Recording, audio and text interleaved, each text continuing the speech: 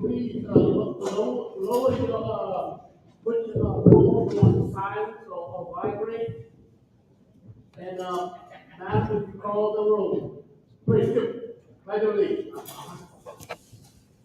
I pledge allegiance to the flag of the United States of America, and to the republic for which it stands, one nation, under God, indivisible, with liberty and justice for all.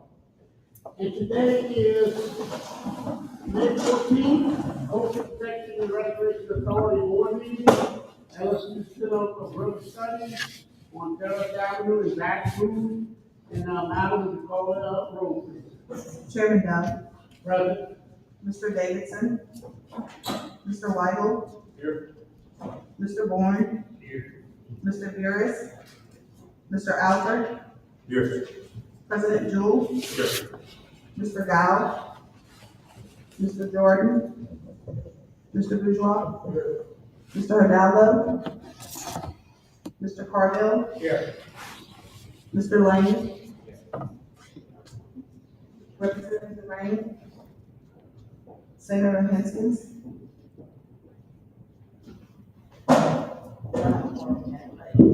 We don't have a quorum, so until we take action on the quorum, if we take any action. So,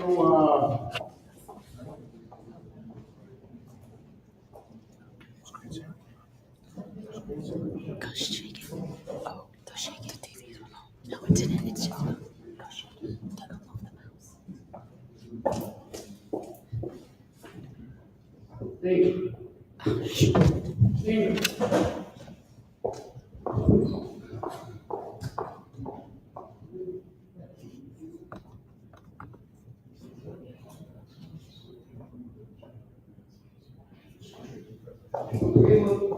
Since we don't have a quorum, we will, move to old business and the announcements from the members. The announcements and the point of views, seeing none, we're gonna welcome in the LSU Coastal Program overview, Dr. Clint Wilson, Dean of LSU College of the Coast and Environment. Dr. Wilson, thank you for coming. Oh, you're welcome. Good morning. We're good? Okay, yeah. Good morning, Chairman Doug. Thank you, Len. Thank you for this opportunity. Everyone, welcome to the LSU Center for River Studies. I'm going to talk a little more about the center at the end of this. But I was asked to give a brief overview of kind of what we're doing at LSU and in the coastal area. And so hopefully, you'll get an update on what we're doing and the relevance to our state's coastal programs, our economy, industries, communities, et cetera.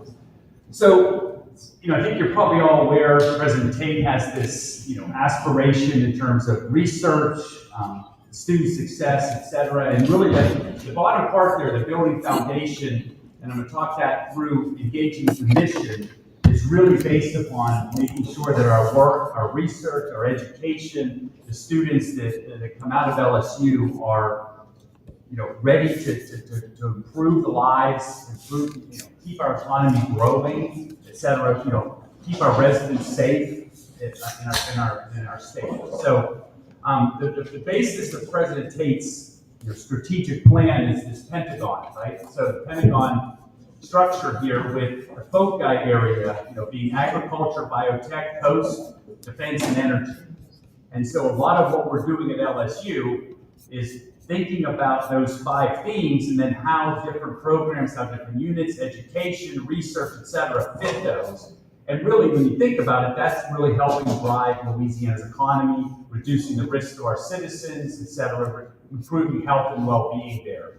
I'm going to also add here that, thanks to, we've been making an effort, I've been being out for about a year, we've been making an effort to reach out, get out into a lot of the communities around the state. And thanks to Chet Chasson, Mike Calais, and others, we spent about 2.5 hours just talking with NGOs, talking with marine industry people, coastal community members, stakeholders, politicians, about what was important. And so I kind of focused some of the highlights here that I'm going to talk about on what we really heard: insurance, regulation, right? Flood risk reduction, and then obviously the economy, improving the lives of our citizens. So I'm going to highlight a few things as we go through here that really, kind of stuck with me from that meeting. And also, I should probably say, translating a lot of the work we do to impact, whether it's through jobs, whether it's through technology, innovation, design. So one of the things that I've always been people not complaining a lot, but mention a lot when you talk about LSU and coastal, if you do a word cloud, all of a sudden you get this mess, right? Okay, wow, there's things all over the place. How are they connected, right? And who do I talk to about certain aspects of, or if I want to know more about research, I want to know more about educational programs, who do I talk to? So hopefully one of the other things I'm working on is really consolidating that and trying to not provide one single point of contact, but consolidating that, making the message clear. So what I want to do just real quickly though is also talk about the history of LSU research in the coastal area. The Coastal Studies Institute just celebrated its 70th anniversary last year. So a lot of what you see here in this education outreach space, a lot of what you see in the Coastal Master Plan is a result of the research that began 60, 70 years ago in the coast, the geology, right? The understanding of the river, of our coastal wetlands through the Wetland Biogeochemistry Institute and others. And a lot of that is through the Coastal Studies Institute. And that entity still performs an extremely important role.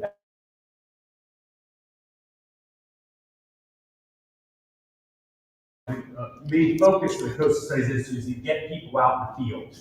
Okay? So whether it's in our rivers in the Bachelor, whether it's out in the Gulf of Mexico, the picture in the bottom right also highlights that our engineers work with our coastal scientists, right? They're out there. So you're not just getting that kind of basic research on some geomorphology or some sediment transport. We're thinking about how does that translate to engineering properties, principles that then help us better design, plan, design, construct projects. I'm going to highlight this because I think it's really critical when we think about the Mississippi River. I know Sean and I think some others are going to talk about the river navigation, et cetera, and we all understand the importance of that to our state. But this project here, led by Sam Bentley, who's at LSU in geology and geophysics, as well as the co-principal investigators, Mead Allison at Tulane, $22 million to look at, basically to provide information, provide solid, defendable science and information so that we can really think about that critical infrastructure in the lowermost Mississippi River, right? We can all think about what that future might look like. We look at this map here and we can see how fragile it is, right? We can see the Southwest Pass and Venice, et cetera, and the levee system and the infrastructure for navigation. But really think about do we have quality defendable data that allows us to really think about what's that system going to look like in 20 years, 40 years, so we can be thinking about, and the policymakers, the decision makers, the people, financial people, we think about how are we going to sustain that in order to promote a healthy economy. So that's one example there. Second one is a project that's being funded by the Bureau of Ocean Energy Management. Again, Sam Bentley, several faculty in engineering, as well as oceanography and coastal science. They're really looking at the fact that our continental shelf, right, off our coast, is a very complex system, and I'm going to say somewhat, I don't want to say fragile, but there are tipping points in certain areas where if there's a big storm or an event that happens, you could have major landslides, mudslides underneath the water. Well, was that important? Well, it is if you have infrastructure there, right? It is if we're thinking about oil and gas infrastructure or other offshore infrastructure. And so this work being funded through the BOEM, I think is important in terms of our coastal economy. Another thing that we do at LSU, and I think we need to do a better job of consolidating and messaging this, is we have a number of technologies and experts who are educating students in these ways we're observing the Earth's surface. And when I say the Earth, I don't mean the land, I mean the Gulf of Mexico, I mean the river, etc. So we look at the far left, we got WaveSys, which has stations on a lot of offshore platforms and other infrastructure where they're measuring waves, meteorological conditions, currents, etc. Remember, those are point measurements, right? And they're valuable, but they're only located at certain locations, okay? In the middle, then we've got EarthScan Lab, which does a lot of remote sensing. They take a lot of data in from NASA and other remote sensing technologies to produce data that's critically important. In this case, I'm highlighting that map you see there in the middle figure there.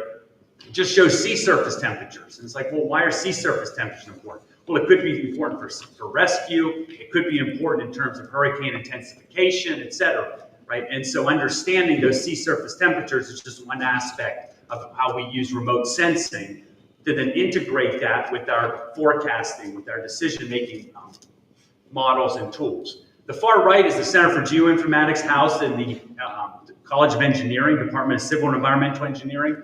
And they do the research as well as provide the technology for very high precision, highly accurate surveying. Okay, so I think back in the day, you would go up with a rod, you'd make a survey with the levee, right, and you'd have to find a benchmark, and you'd have to work your way back. Now the technology is you're basically driving a truck down the top of the levee, right, and you're getting very precise, very accurate elevation data, so that we can continually monitor what's happening and use that to think about our operations and maintenance of different structures and infrastructure. Newest technology that we're finally getting to Louisiana is our high frequency radars.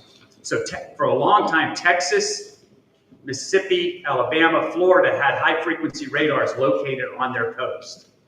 Okay, the gap was there here in the state of Louisiana. So thanks to our congressional delegation, NOAA, et cetera, right, and a lot of support from the state and industry in particular, we got a contract awarded for the purchase as well as installation of 5 high frequency radars. You're kind of like, okay, well, what's that for? Well, number one, it does help in terms of our research tools because we can get real-time data on surface currents, the hydrodynamics of the waters in the Gulf as well as some of the inland waters. Those high-frequency radars provide real-time, highly accurate data on that. Okay, so that's great for research. But what I want to translate it to is the marine industry, the coastal industry. That's providing real-time data so that if there's an oil spill, right, you can have that data that's going to allow you to better track and understand where that oil is going to go. If you have tropical storm or hurricane conditions, you're getting real-time data on what the currents are in the surface so that you can think about how the marine industry operates, right? Can we go out and can we get the people off that infrastructure? Or how long do we have to get the boats back in to shore, right? And obviously then the Coast Guard also will do this. So on the left there is they temporarily installed 2 stations on the coast, one at Grand Isle, which is the photo you see down at the bottom right. But then that's just a map of showing the surface currents, just from our initial just kind of testing of the infrastructure. So that's going to be a critical piece to our observation as well as forecasting system. We've got several projects at the state, at LSU that are directly working with the Army Corps of Engineers to look at ways to improve the tools as well as improve the planning and design of infrastructure at military bases. And the reason I'm highlighting this is, number one, we're working with the federal government, working with the Department of Defense, the Army Corps of Engineers. Number two, though, is almost all of our research that we're doing on this project is based here on conditions in the state of Louisiana. So in my mind, I often think about, it says, coastal infrastructure, U.S. military bases. Well, I could easily say it's also to protect coastal infrastructure at Port Fourchon, right? Because you think about military bases, you think of those infrastructure, you think about economy, industries like located at Port Fourchon, and I think you can obviously see how we can readily apply that in the work we're doing there. The Coastal Ecosystem Design Studio is sitting right up there on the other side of the levee on the first floor of the Center for Coastal and Deltaic Solutions. That's that's a unit that allows us to not just do the science and engineering, but put that into working directly with stakeholders in terms of co-production of research, learning about what the issues are, like I talked about with our meeting at Port Fourchon. That's the kind of stuff the Coastal Ecosystem Design Studios ensures we're doing. So that when we're thinking about what research we're going to do, we're thinking about what products we're going to produce, the education our students are getting, it's based upon direct interaction and discussions and comments, suggestions, et cetera, from stakeholders. So the Coastal Ecosystem Design Studio there on the first floor. As I mentioned before, when we had a meeting at Port Fourchon in Cutoff at the headquarters, insurance came up a lot. So one of the things we're working towards is better integrating, for example, our Real Estate Research Institute with our researchers who are working on flood risk models or working on how do you design, construct more resilient infrastructures, right? And so, we're doing that and also through efforts with LA House. If you've ever been to Alex Box Stadium, right? Skip Bertman Field at Alex Box Stadium, right across the street and by the golf course, right, is La House. Okay, and it's run out of the Ag Center. Okay, which again I think highlights the collaboration across different units on the LSU campus. Carol Friedland, who was in construction management, now has moved over to direct La House. Her work is a lot on working with American Society of Civil Engineers in terms of building codes. How do we have better building codes, which are going to do what? Which are going to improve the durability, the resiliency of our infrastructure, which then ultimately does what? It reduces, hopefully, the risk, which then reduces the insurance premiums. Okay, so that's the kind of work that Carol and her team do, along with our meteorologists, along with our flood modelers, et cetera. Another example of a recent initiative that the Provost Fund for Innovative Research put together or funded was the Louisiana Social Environmental Economic Resilience Center. So it's run by Tom Dothat, who's out in our environmental science department. Tom is a policy, attorney and planner. And so again, thinking back to that idea of how do we think about better policy, maybe reduce the regulations, improve the time to delivery. We have this center, there's a number of faculty, students, researchers from all across campus. I just highlighted these two recent talks given by Stephen and recent. Stephen gave a talk a couple weeks ago, and then Katie and Freer, as well as Eric Wright at CPRA are giving a talk here, I guess, next week. Or no, tomorrow. I'll say that, right? As I look at that. Another exciting aspect of what we're doing at LSU is we're better consolidating and therefore improving the collaboration and the work and our approach to taking climate to weather to then how that's impacting our research as well as our then ability to plan, design, construct projects.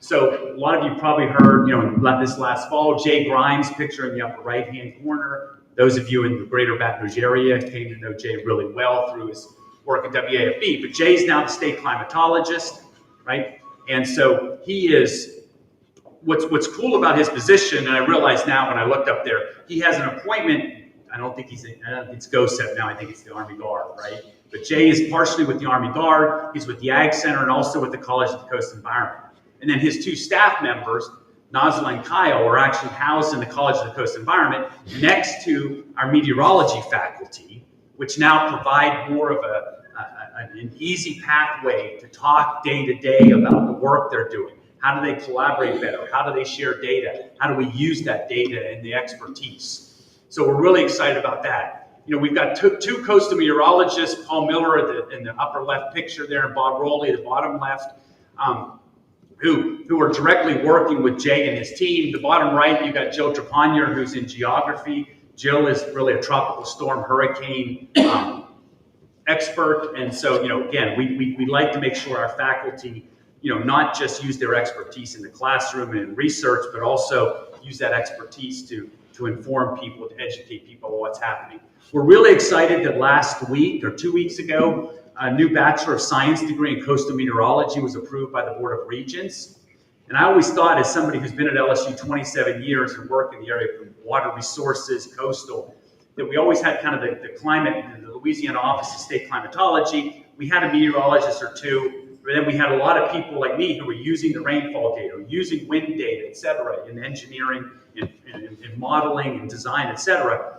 But what we didn't have was really that core critical mass of people. And so by starting this coastal meteorology program, right, number one, we're going to educate our students. So the students in Louisiana who, a lot of them, particularly for grad school, but I'm going to say in general, would go to Texas A&M or Mississippi State or go to Florida State for a graduate degree, now will come to LSU. And then we're also going to be keeping some of our good undergraduates in state because of the Bachelor of Science degree. And that degree is important because if you want to be actually a certified meteorologist, you have to have certain credentials. You have to have certain classes. It's just like you do in engineering, and that's why it's important there. And so we're excited about that. Highlighting the coastal emergency risk assessments. Sarah, I know a lot of you probably get on that when the hurricanes are coming, and to start tracking what's happening with the hurricane, what's happening with this predicted storm surge. And you obviously can zoom into this, and they've got really highly accurate, precise digital maps of the elevations that are able to really get down to some really nice granularity that helps people like CPRA make decisions on operations, maintenance, or operations of different coastal structures.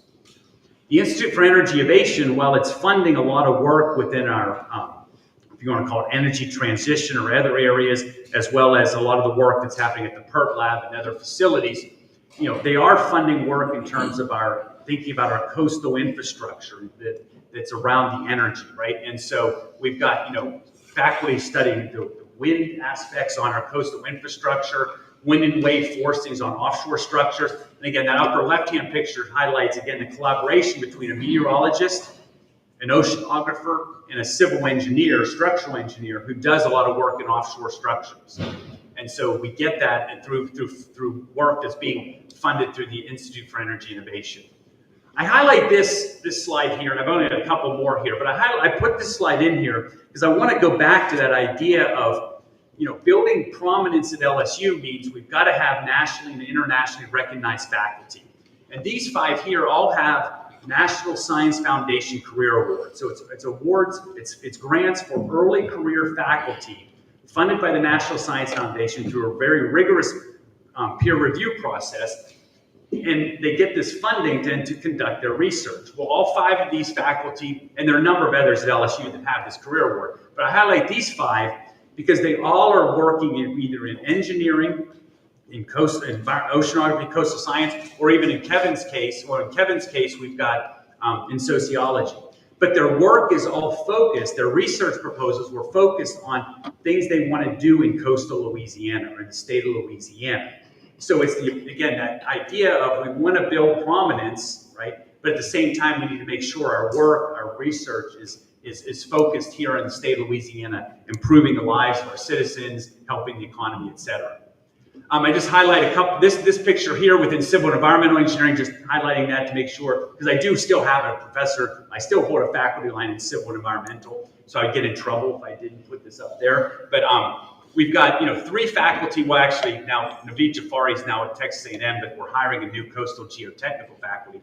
We have 5 faculty, I'm going to say, within the coastal area, coastal engineering area. The 2 at the bottom are newer faculty. They started about a year ago, and we're really excited about the skill sets they bring in terms of the interaction between sediment and vegetation, as well as then Matt Grant's work in looking really at benefit cost analysis through different modeling strategies so we can think about how are we getting the most bang for our buck, the return on our investment, okay? The Master of Science in Coastal Ecological Master of Science in Coastal and Ecological Engineering is something we're really proud of. It started in 2012. It was basically a program that was developed and it exists because of the feedback we got from CPRA, from the coastal engineering community, from our federal partners, et cetera, in that our engineers needed to be educated, needed to do some research, be, quote, trained, not just in, hey, how do I design a culvert on the coast that's going to deliver X amount of water? The question is, no, what are you actually trying to achieve with that design? What are the ecosystem processes? What is it you're trying to get out of that? And so that's why you have the word ecological engineering in there because of that. And so, really proud of the fact that our the students that come out of there have zero problem getting jobs. And you can see just highlighted there a number of the firms that they work with here in the state, and I'll say also around the Gulf Coast. Finally here, I just want to maybe, for those that don't know, the Center for River Studies has been a collaboration with, I'm going to say, the state's Coastal Engineering and Science Community Agency for, well, you can see it, if you can see that in the middle picture, that it's timestamp 2003, okay? I think Rudy was probably a junior, senior in college, right at that moment. But back when Department of Natural Resources partnered with LSU to build the first physical model of the lowermost Mississippi River. And so you see some pictures there. The upper left is the original building. It sits down there behind the vet school. Middle photo and the right show a little bit of the model, the first model we had that we partnered with. And then when CPRA was formed, continued our partnership with CPRA, doing qualitative research, mostly qualitative, a little bit semi-quantitative, to help look at how sand moves down the Mississippi River. How do we use that sand? And then, also started helping us realize the educational and the outreach and the collaborative aspects of a facility like the Center for River Studies. And so, you can see Army Corps of the commanding general back then, commanding general of the Mississippi Valley Division. The bottom right actually shows some of our LSU students with some students from TU Delft who were here.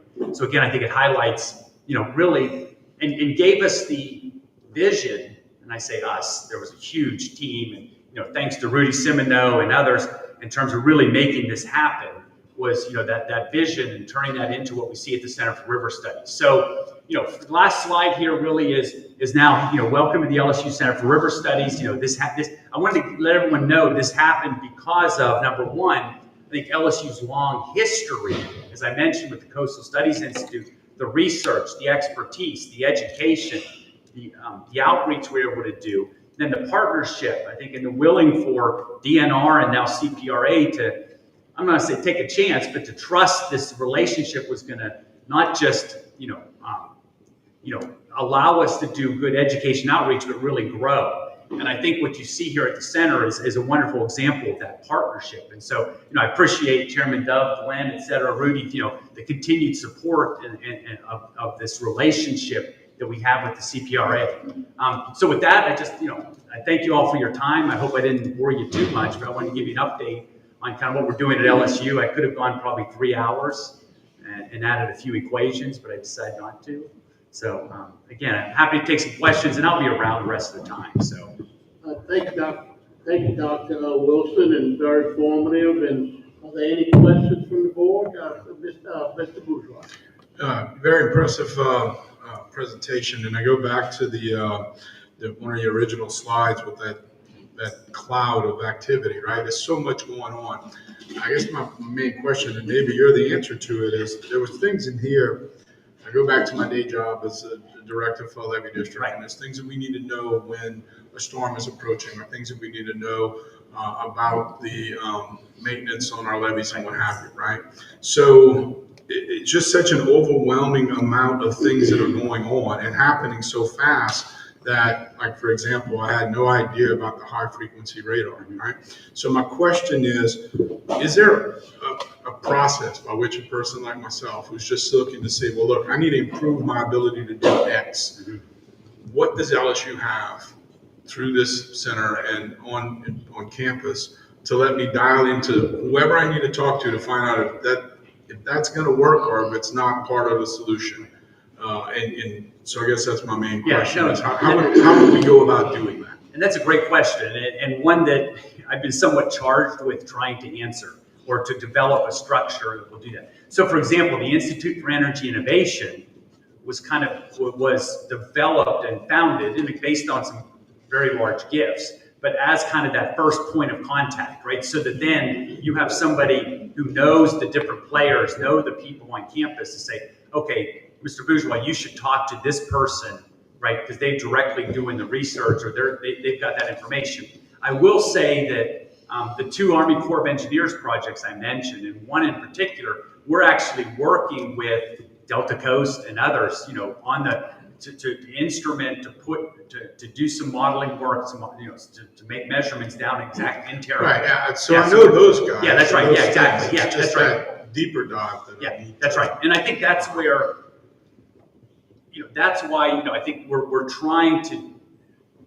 I'm trying to figure out how at LSU do you take, let's be honest here, 4 dozen or so, right, independent entrepreneurs, right, who are all doing their research, right? And have it consolidate into a place where then you can, for example, you know, I'm not saying I'm that person, you can contact me, right, or that person. And for example, Brad Ives at the Institute for Innovation is the person in that group. You contact a person who then gets you directly to the group that can help you with that, or with the researchers that are with the high frequency radars.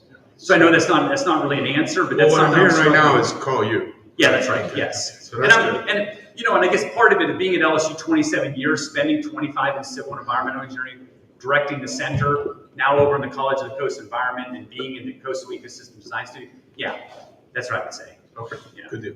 Thank you. Is that recorded? Just to get Thank you. Yeah. President Nigel? Yeah. Thank you. As a parish president, I'm often dealing with FEMA on flood insurance issues. One of the things that we've been pushing for under the new risk rating 2.0 methodology, which I'm not sure if you're familiar with or not, a little bit. First is we're trying to actually see the modeling that they have. And I'm confident at some point that we are going to be able to, look into it if we can even decipher what they have. What they've showed us so far, we know to be mostly incorrect. For example, in my parish, they told us that they're using the National Levy Database for their modeling. Well, the National Levy Database, up until that point, was missing about 7 miles of levee in St. Charles Parish because the Corps hadn't built it. We worked with the Corps to get that put in. My question to you is, would there be a way, when we do get the opportunity to look into that modeling, to be able to work with this organization, work with LSU, with the data you have, which is a tremendous amount of data. It looks like you get a lot closer. We dive in a lot closer into individual areas rather than that 60,000 foot that probably FEMA is using. Is there ways in the future when that does come about for us to partner to push back to show that, hey, look, your modeling isn't exactly correct. The homes that you think are maybe higher at a higher risk really aren't, and this is the areas where we need to focus? Yeah, 100%. And I think for a lot of the work I mentioned in the house with Carol Friedland, et cetera, is around that exact issue, right?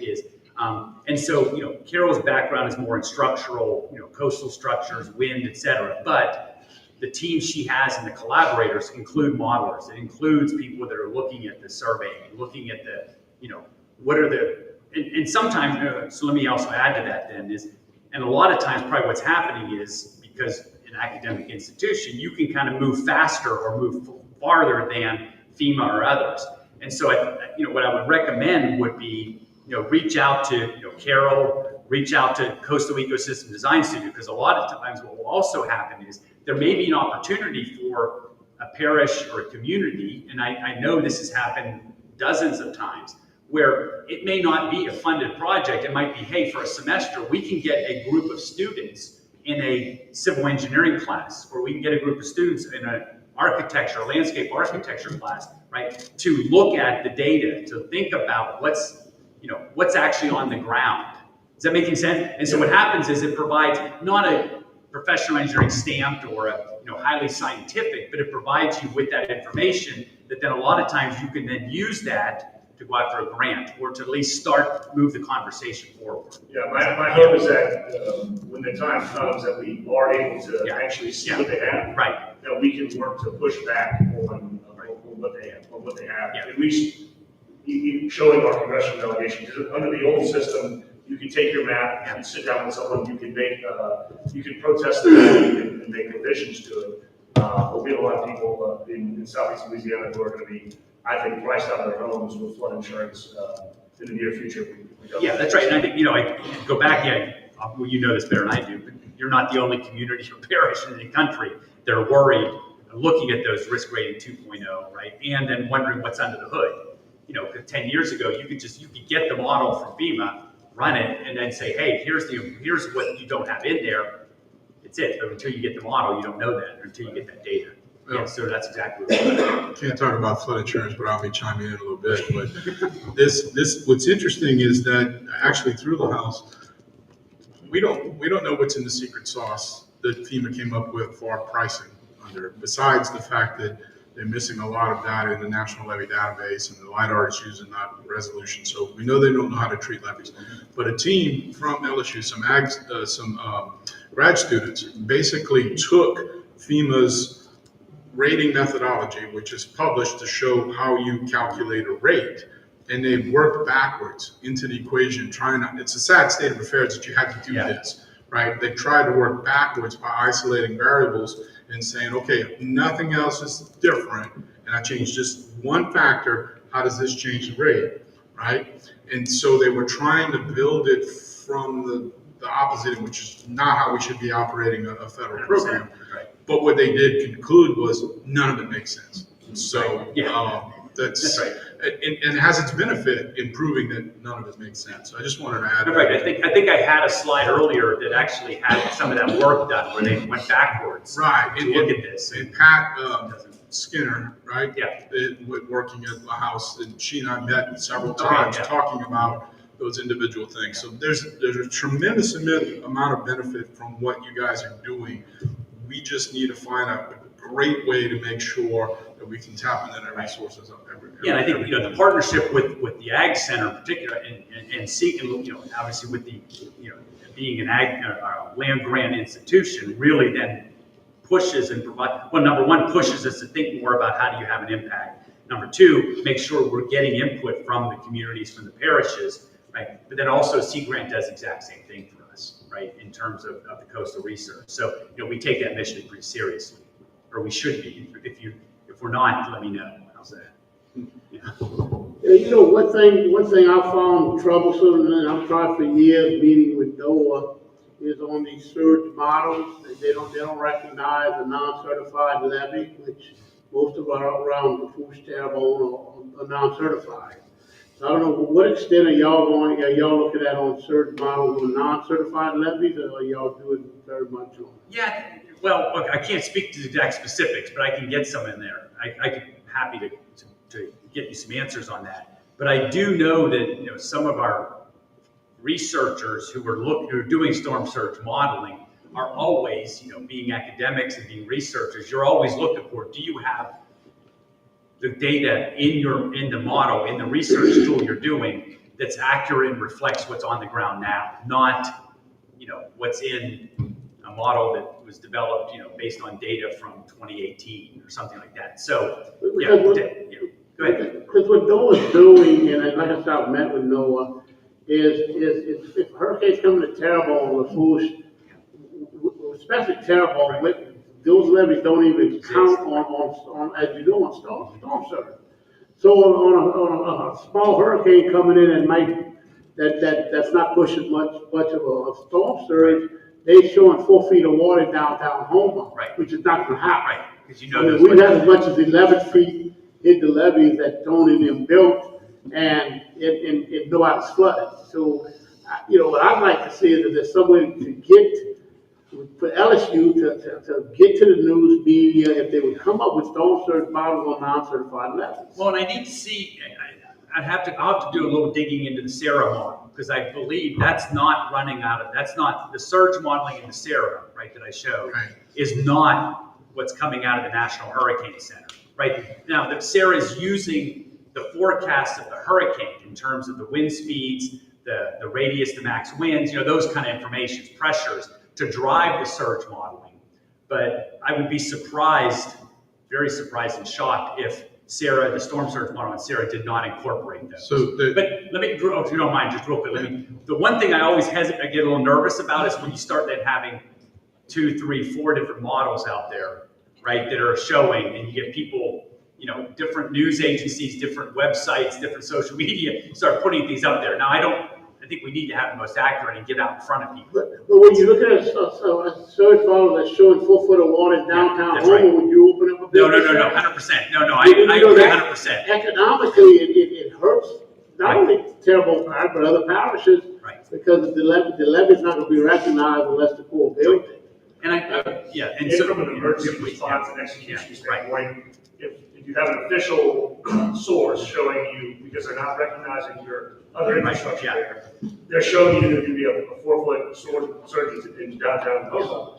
You gotta somewhat make preparations because the public is taking, Oh, right, consuming that yeah. same information too. That's right, So- and I believe, and I'm looking around a little bit here now to see if there's anyone, like, for example, from the Water Institute or from the Sarah Group, whatever, because I would be shocked if the storm surge models that are being used by that CPRA is using and GOSEP is using don't include that better information. Well, so NOAA basically has been running these SWASH models, which are, which are just storm surge models for a different purpose. It's not really should be public information because we can extrapolate what we know because we know our levees. But NOAA did go back in a certain group in NOAA, and Tim Osborne pulled some people together. They came to Lafourche and Terrebonne, grabbed some information from the real world, and were able to do a forecast for Francine that actually represented what water did in Francine, right? They didn't look at the levees as, from a structural point of view to whether they have to assume that they were the height they were and that they were a hard barrier against this amount of storm surge. So I think if we can't count on NOAA. NOAA's being gutted. NOAA's flipped upside down right now. And so this whole effort's probably going, I don't know for sure. But if we could get Sarah to work in the same realm that NOAA was working, to make sure that, you talked in another stage where to get elevation data on the levees, all you have to do is drive them right now, right? That's good enough for what we're trying to do. And when we can then put public-facing information that doesn't show 4 foot of water in downtown Houma for Francine or somewhere in St. Charles Parish, then we've got something that not only can be recognized there, but can be recognized by those trying to provide private flood insurance, which may be where we're going with all of this, right? We've got a tremendous investment on the ground in South Louisiana right now. South Louisiana is not at risk of flooding to the level at which FEMA is reflecting in the National Flood Insurance Program, right? And so we can build all of those things, and that's where stitching this all together is just critical. Yeah.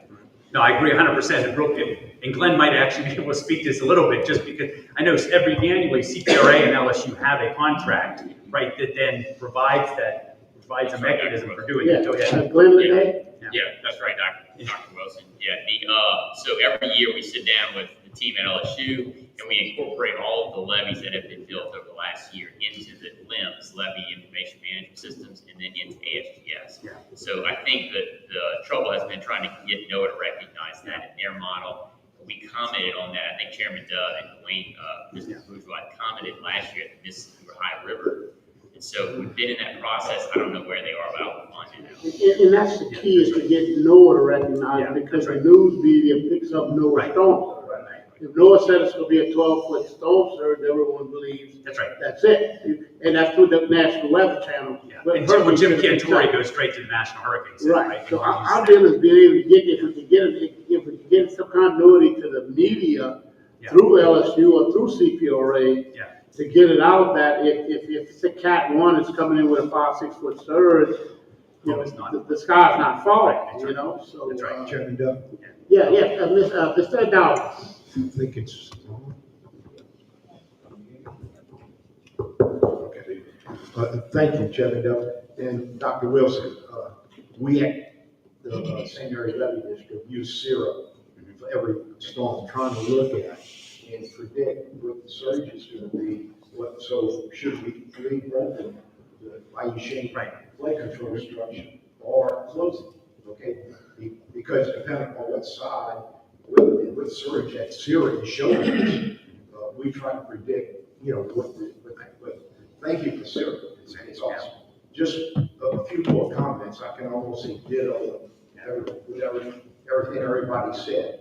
But, I wish your building was a little bit bigger, because you're missing the Atchafalaya River. Okay? You're not the first person to ask that question. Yeah, and representing the Atchafalaya River.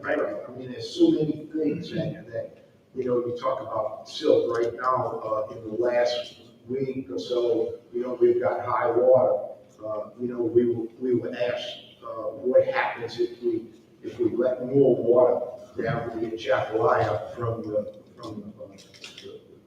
up north, not through Modesto. Right. But, what would it do? So, I mean, it would be nice to be able to predict what the silk load would be for, another 30,000, coming down. Right, yeah. The Chapel. So, I hope one of these days that building could get a little bigger. And the other thing is that in between the Chapel and Mississippi is Tucson and those other areas that are important. The impact of all, storms and storm surge and riverine issues, through the Chapel River, because a riverine impact today, backwater will be going into Terrebonne and into New Iberia. So also the Chapel area is the home of Lanier.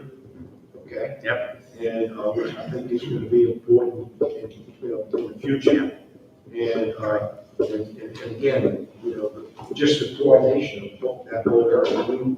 We work together on what the value chain structure, for example, can do to help prevent flooding to the east of the Chapel River. Right. Yeah. And we help to predict that with you, sir. It's Great. awesome. Yeah, thank you. Appreciate it. Yes, it's that awesome. insight. Real quick, one other thing to that, is we are trying to do more and more outreach with national media. I think within the next month or so, we're probably gonna have CBS this morning here. The Weather Channel's looking at coming in to do a couple pieces on kind of hurricane preparedness, et cetera. And I think we may be doing one about the river in terms with PBS and kind of tipping point in terms of the Mississippi River. So we're making a much more concerted effort to get the word out so that hopefully those media outlets, know where the good data is, right, in the research. Yeah. Any other questions? Oh, yes, sir. David. I just want to ask a question about, the bachelor's and the master's that the university is going to be having moving forward.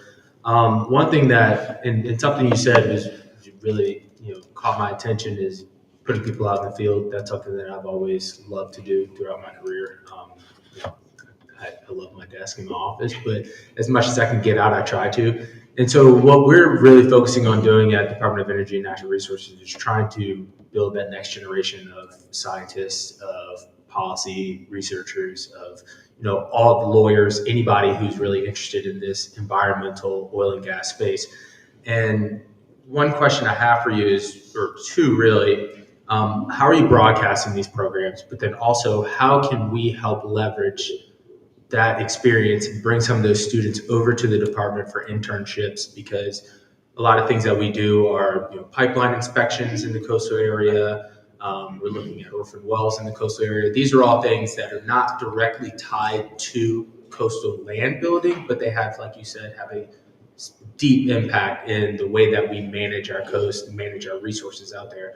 And I think it would be great for us to try to figure out some partnership where we could bring on some students and have them going out into the field and getting some real experience so that when they do come out of these programs, they have an opportunity to either come work in state government for a little bit and then move on to private sector or straight to private sector, or, even start their own business, whatever it may be. Yeah, so I think, LSU has its mechanism, right, for broadcasting, but, we're trying to also use our network. Steve Caparata at WAFE right now, their chief meteorologist, took over for Jay. Steve is one of our adjunct faculty members, so he'll put plugs in every so often. There's actually a great video that he put out that LSU produced in terms of the program and his class. So that's the first thing, right? I think number two is we're making a bigger effort to get students out in the field. So last August, the week before class started, we took 25 LSU freshmen, 22 of them College of the Coast Environment, took them and put them in an airboat. Well, we took them to the port in New Orleans, and Sean Duffy and some others spoke about the port and the importance of the port. We took them over to Davis Pond, and they got on an airboat. And then we took them to Bonnet-Carré Spillway, right? So it's not a huge effort. You're like, okay, 25 students. But the point is, all of a sudden this year, we've got all sorts of students wanting to go this coming year. Thanks to some donations, some gifts from some of our college supporters, we actually now have dedicated funds to get more students out in the field. And what I mean by that is not just, because a lot of our faculty take students out to do research. They have undergraduate students who will go out and look at the orphan wells, they're making measurements, or they're looking at some of the infrastructure, et cetera, right? But what I want them to do is then say, okay, don't just get on your boat, do the survey, get back in the boat, drive back to Baton Rouge. I want you to go have lunch or dinner somewhere. I want you to maybe even spend the night in a community, in Houma or Thibodaux or in Cutoff, right? So that it's more than just the science, the engineering, et cetera. It's also understanding what those communities are like. When they at least spend, more than 6 hours in that area, I think they come away with a deeper appreciation, which then I think, I hope will then solidify their desire to say, okay, now I understand the importance of what we're doing. I understand how the community economy fits with this. Does that someone answer your question? Yeah, definitely. And I think, I would even go further if there's some students that are hanging around for the summer, that's right. The opportunity to come and intern at the department and continue their learning that way, I think is something that we would strongly welcome. And so any way that we can work together with that. No, that's wonderful. And I think from engineering, we've always did that a lot. Yeah. I think from oceanography and coast science, we weren't strong in that. We didn't have those partnerships. And so we've got people doing a lot. And I think one of the things that is often missed is the permitting aspect of it. Right. We have that at the department, and a lot of times people come into the workforce not understanding that permitting aspect of it or the policy aspect of it, and working with the legislature, things like that. So getting them that experience as well is tremendous in moving forward in their career. So again, if there's any opportunity that we could bring some students on, if you see that as something that's beneficial, we're happy to facilitate. Yeah, we work closely with Greg Upton. Yeah. They're in the same building, right? It's the Energy Coast Environment Building, right? So, it's there. Okay, with that, the board's clear. Right. We'll make a, Motion to return to item 3 on the agenda since we're out. we got a motion to return to item 3 on the agenda. Any objections? Second, no objections. Do we need to call a roll again, or we have a quorum now? Okay, so we have a motion to approve the agenda. So moved by Mr. Bourgeois, second by Mr. Jewell. All in favor? Any public comments on the agenda? Once, twice, 3 times. Approval of the minutes, motion to approve the minutes by Mr. Alfred, second by Mr. Jewell. All in favor? Aye. None opposed. Any public comments on the minutes? Okay, and we're gonna go ahead and move to implementation update. Mr. Glenn Adair, Executive Director of CPRA, and Mr. Clay Parker, the Deputy Director of CPRA. Thank you, Chairman, members of the board. Welcome today. We've got a good update for you today, and I'm happy to present this, and then I'll also focus on the work that we're ongoing in the lower Mississippi River and the Birchwood Delta. So happy to jump in. As always, we start with our overview of active projects. As you see, we've got 106 total projects right now active, 39 in construction, 63 in engineering and design, another 4 in planning, plus some additional efforts with the Corps on some additional planning work. Throughout this past month, since the last board meeting, we did substantially complete Reach L levee. We showed some of that work last month, and TLCD got to substantial completion. Wanted to mention that, as well as Reach H3 on Mark-Anson to the Gulf was awarded. The base bid was awarded. So ongoing work there. In addition to that, we'll be moving on the next big QUIPRA marsh creation project, which is Bayou Cane Marsh Creation to St. Tammany Parish. That will be advertised later this month, I believe around May 28th. So ongoing work there. And then I think just over the last 60 days, started construction on the St. Mary Lakeside flood protection work with Mr. Hidalgo and the improvements in pump stations there. So got a lot of work that started just here over the last 30 to 45 days. But in addition to that, I wanted to start updating the board. As you know, we have a number of really large projects that take multiple years to complete with multiple funding sources. And so every month, we'll be sending out a tabletop overview of one of those large projects like Lake Barn, Agency Lot Complex, and others that have multiple phases. The first one we want to start with today is the Lake Barn Marsh Creation Project. And so we'll send this out to the board, but just showcases the status of the project since it's multiple years. We want to highlight the work ongoing there and that status. As you can see, the project is approximately 80% complete with the fill volume that's ongoing. You know, we're trying to build 3,100 acres of marsh, so it's the largest project we've ever built, probably the largest in the nation. It's funded with NERDA dollars. $115 million is the approximate budget, and we're moving to completion hopefully late this fall. And so, as you can see, it's a massive effort. It's been under construction for multiple years. In that bottom right, you see the snapshot of the project. You've got cells 2, 3, 4, 5, and 6 that are substantially complete. We're working right now in cell 7, and then we've got upcoming work in cells 1 and 8. And so, as you can see, 8 was added on as part of the effort to expand the project. We've got some bridges in there as well, and then we've got dike gapping that'll continue through the remainder of the project. And so, really a phenomenal effort. We always highlight, you know, of course, it's building over 3,100 acres of marsh, but with 13 million cubic yards of fill material, it can fill the Superdome approximately 3 times. So 2.9 times to be exact. So it's a massive project. And of course, we've got these other big projects like Moorpaw and Agency Lock and others.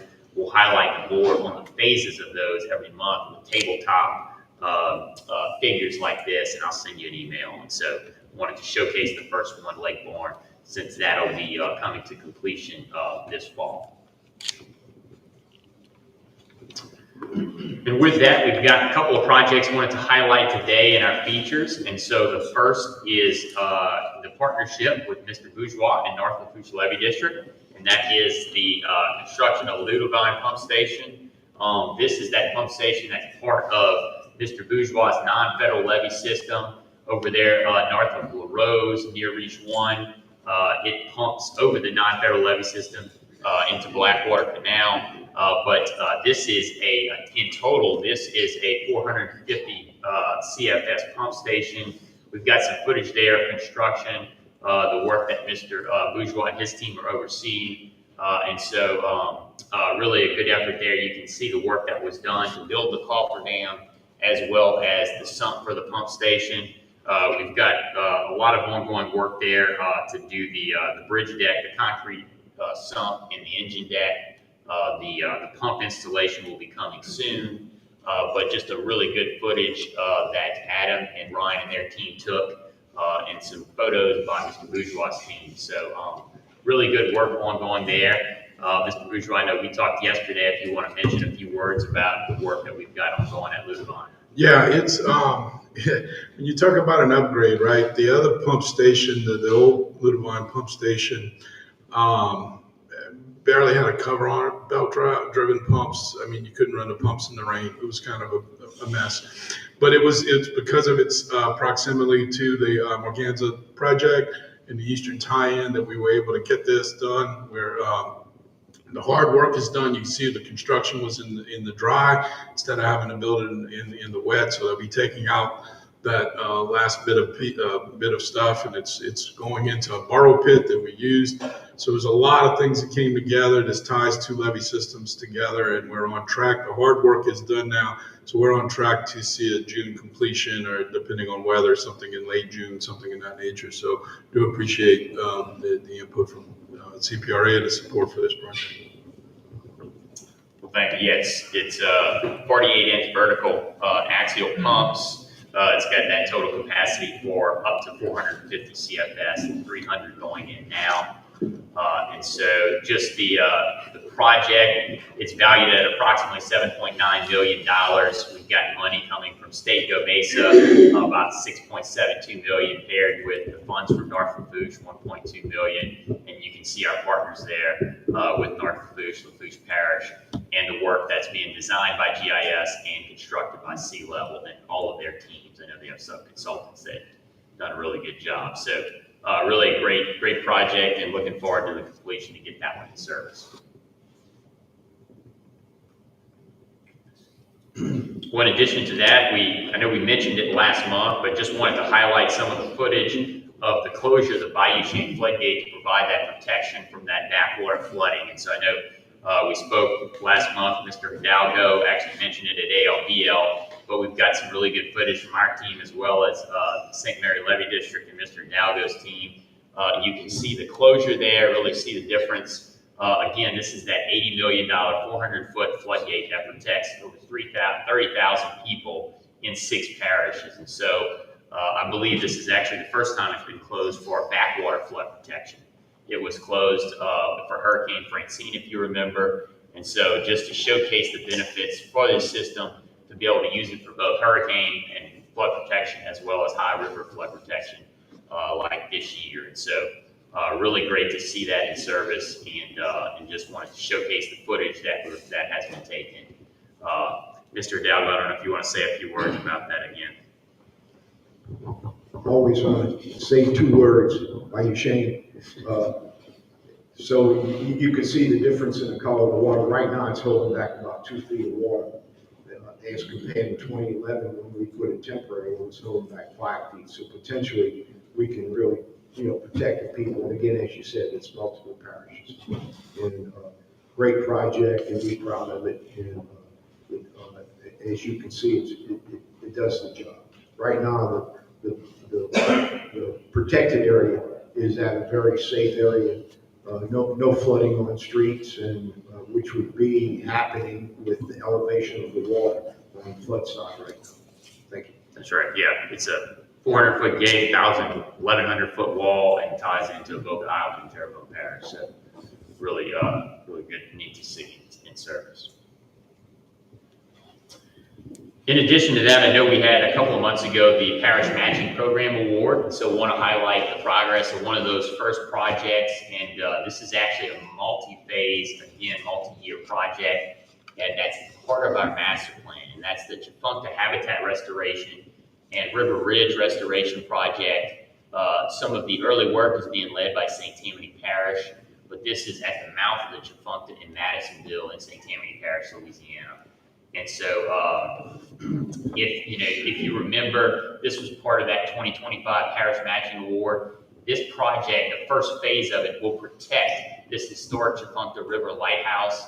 It's one of the last remaining original functional lighthouses in the Lake Pontchartrain Basin. It was constructed in 1868 and is registered on the National Park Service Historic Preservation List. They have a group there, a nonprofit, that really works to keep this restored. And so the parish has started this project to provide its bonded GOMESA funds to design a project. And then we have contributed to that to provide that additional funds needed to go to construction. So I'll show you here in a second the plan view of the first phase of work. But this is actually a multi-phase project. We've got the work that'll go to protect the lighthouse and provide a pier. The pier was destroyed in one of the recent hurricanes. And then we've got additional marsh creation work on the backside of that, as well as work on the other side of the mouth of the river. That is part of our annual plan that we'll be starting. And so, as you can see in this rendering, we've got some protection going along the shoreline, and that'll tie into a breakwater that will protect the new proposed fishing pier and recreational pier. And so, this is all funded through that partnership with Parish Matching, and the parish has bonded GOMESA. And then in addition to that, we've got funds in the annual plan to build some of the restoration work on either side of the mouth of the Tchefuncte. So really good work there to protect that historic lighthouse. So that's starting construction here pretty soon.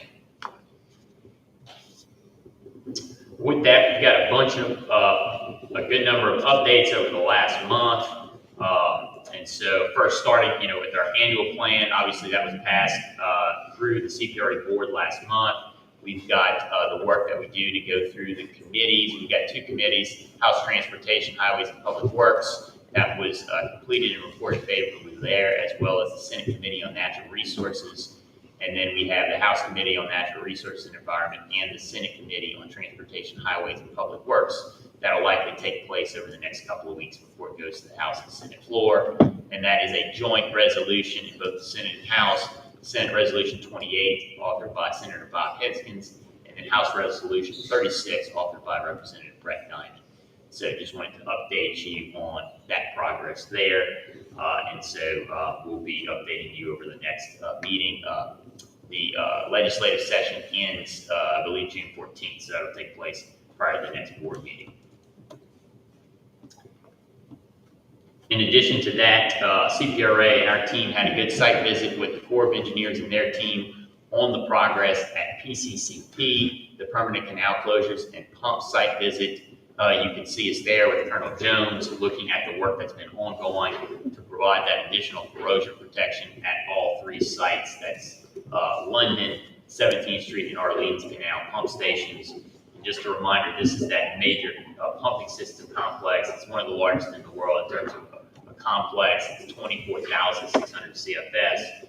And so that work is ongoing. They're getting ready for the work that needs to be done prior to the hurricane season.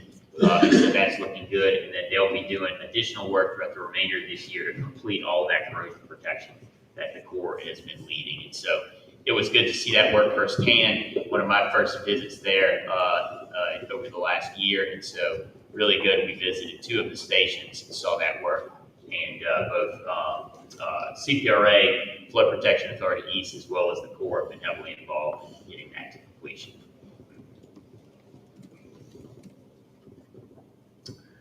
In addition to that, we had a great Coastal Day on Monday. That was really another fantastic day, over 300 attendees. We had a really good start to the day with a networking event that took place here, had tabling here, as well as the ability to have a partnering session, a speed dating, if you will, with primes and subcontractors on both the construction, engineering, and professional services side. And so that is always really good to showcase the partnership that we have with private industry and then have people that want to work in this industry get engaged. But in addition to that, we had a really good event at the press room at noon on the 4th floor. Chairman Dove and Chairman Alfred spoke.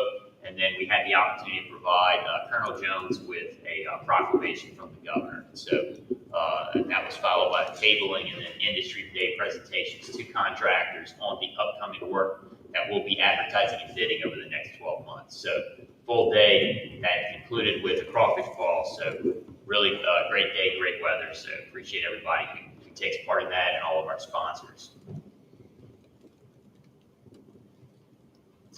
In addition to that, we had really good activity on Chandelier Islands. As you can see from the video, got one of our first really good videos of the Kemp's Ridley turtle headed back to the water from the island.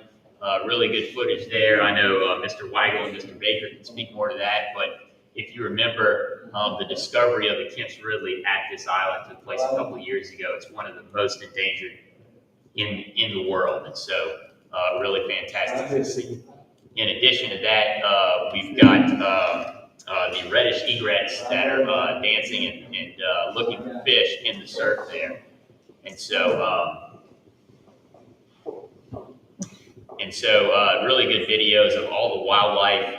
And so just want to note, we've got that list, species of greatest conservation need, which is that list that you see there. 80 of those species live at Chandelier Island. So it's really phenomenal habitat, some of the best, in the Gulf and certainly in Louisiana. And so we're excited to start this project. Weeks Marine is engaged with the team and get this to construction. So just want to highlight those videos.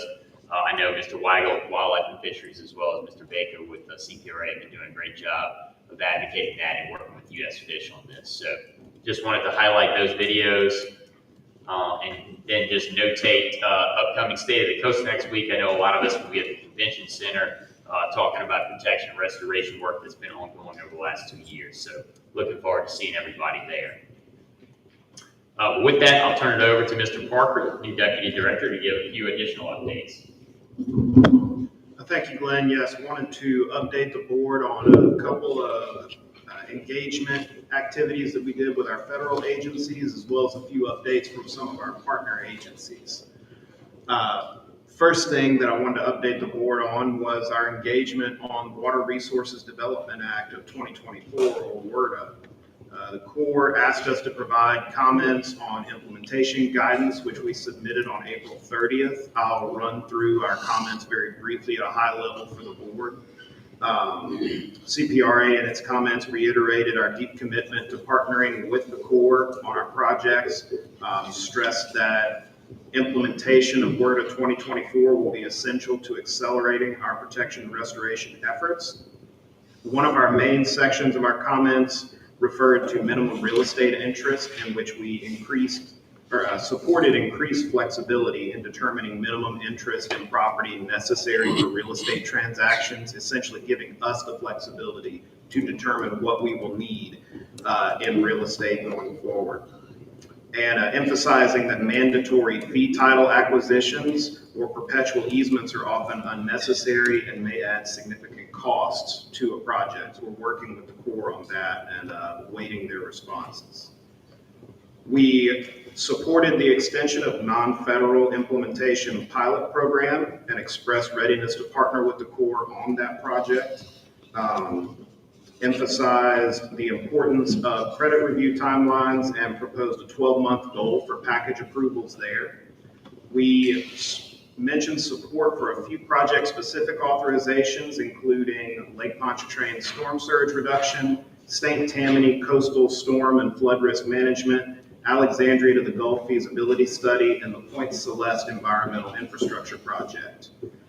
A few projects that we also highlighted included the Algiers Canal levees, where we supported full federal responsibility for OM&R on those levees due to their function in federal navigation.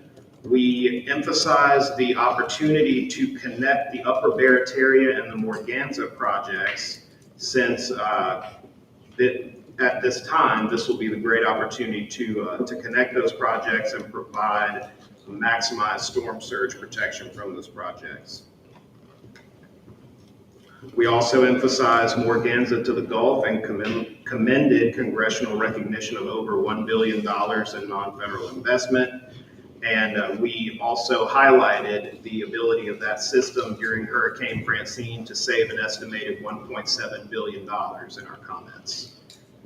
Finally, at a highlight level for our WRDA comments, we addressed HSDRA's payback clarification, asked for clarified statutory language which would affirm our compliance with the cost share provisions of that project, and requested increased flexibility to apply existing credit balances to ongoing or future projects. We also, on April 23rd, submitted comments to the EPA and the Corps for Waters of the United States, or WOTUS. So the EPA and the Corps are beginning the process of clarifying the definition of WOTUS after the Sackett decision, which I'm sure most, if not all of you, are familiar with. And CPRA has been engaging with these agencies on this issue as far back as 2014. And we demonstrated continued engagement this year. The scope of this comment request was limited to the definitions of continuous surface connection and relatively permanent. So they were asking for our input in those definitions as they develop them. So we, in our comments, again, at a high level, we urge the EPA and the Corps to provide clear and durable definitions of waters of the United States, and highlighted one example where clarity and definitions have caused project delays in one of our projects and added an estimated 20% cost through unnecessary mitigation. We supported the Sackett framework in our comments and their two-part test for adjacent wetlands. We asked the agencies to distinguish and differentiate between the different types of flood protection systems that we have here in the state, especially a completely enclosed flood protection system, essentially a system with no hydrologic exchange between what's inside the system and what's outside the system. We wrote a very thorough section on that, asking the agencies to consider that in their definition. We also recommended applying a common sense and ordinary parlance standard test for relatively permanent, that would exclude intermittent or artificially constrained waters, which aligns with jurisprudence that was before Sackett called Rapanos. We also emphasize that federal jurisdiction should not extend to dry channels, stormwater infrastructure, or man-made systems once these definitions are finalized.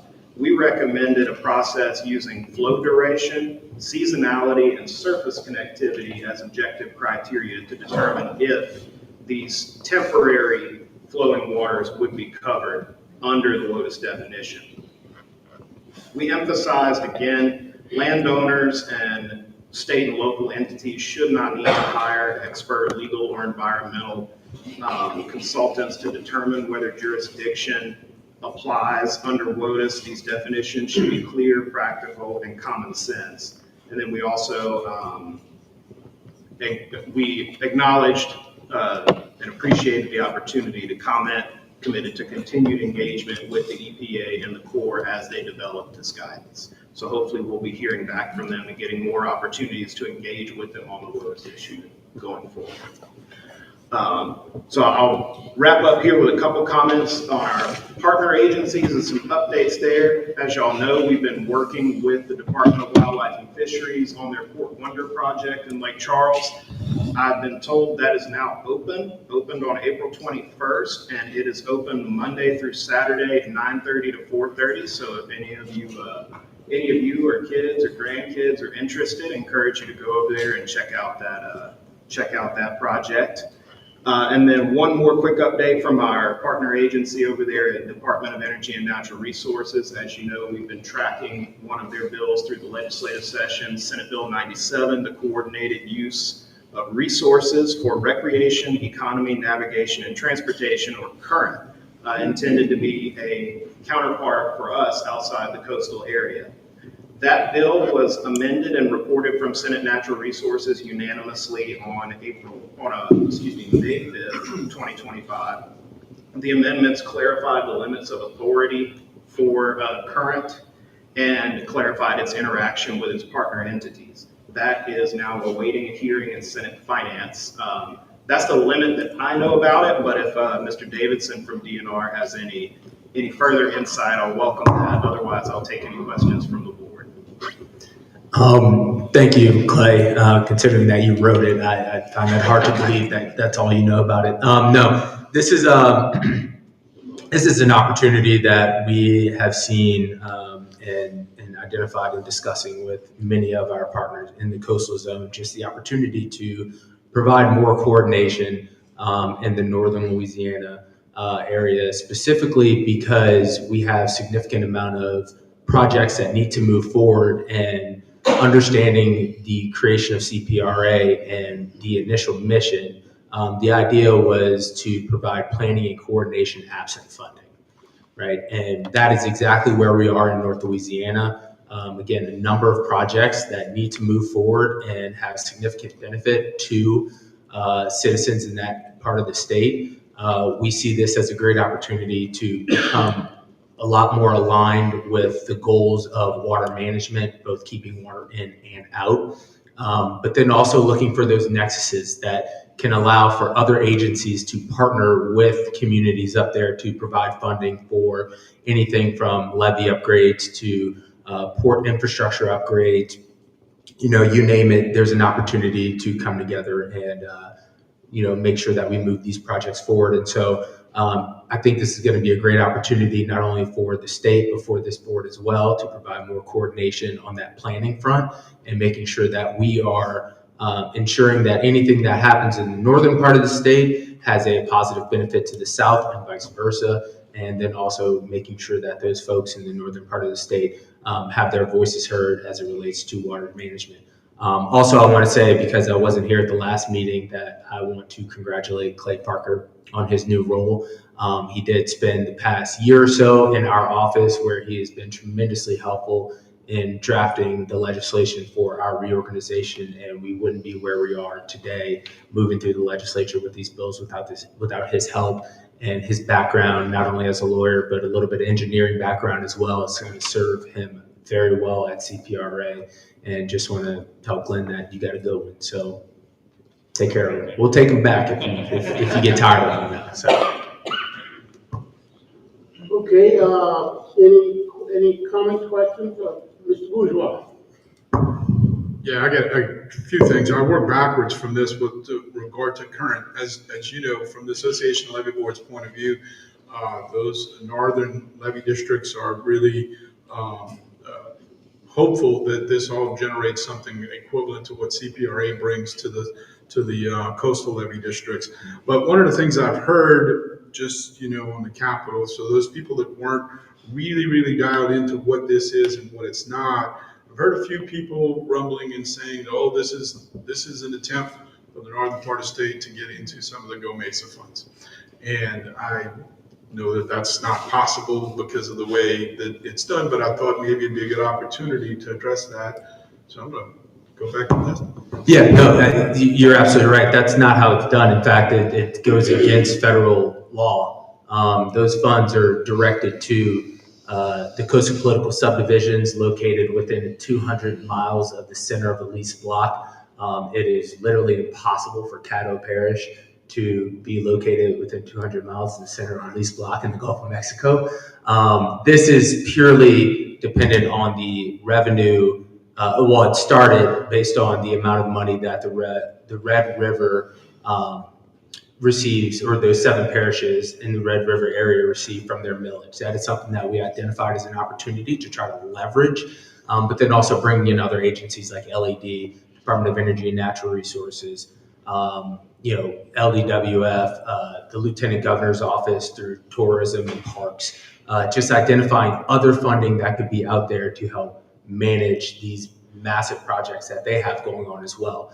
And again, this is not another thing that we've heard is, if a port wants to go ahead and do some upgrades, that this is another barrier that they have to go through in order to get approval. That's not the case at all. This is only if you want to participate and want to try to get funding through this board that is being created. Everybody has the opportunity, whether it's a levy board, a port, a municipality, a parish, has the opportunity to pursue a project on their own if that's how they choose to do it. This is just another opportunity to help leverage funds so that we can move forward with additional projects as well. So that is correct. Go Mesa funds are for coastal states.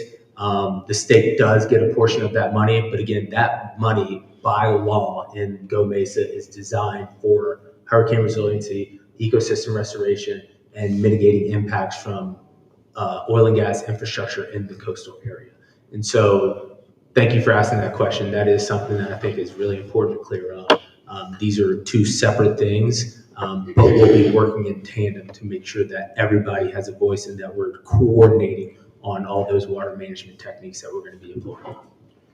And also it's constitutionally dedicated to the coastal zone, which I think consists of 20 parishes.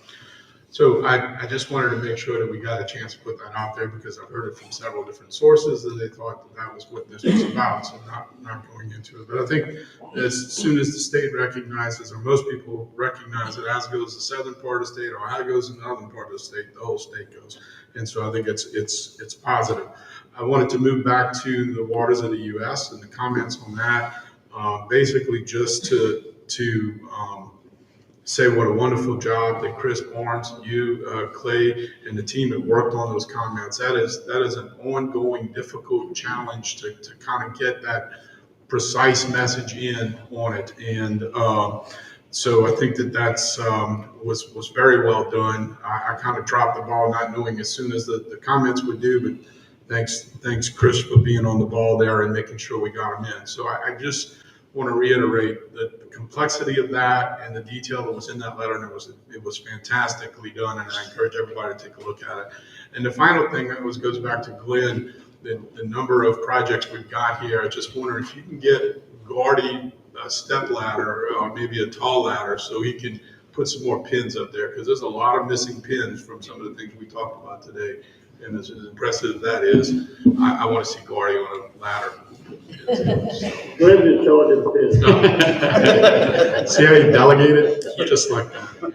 Yes, we'll get that done. We got some updating to do there. So many are getting constructed, it's hard to keep up, but yeah, certainly agree.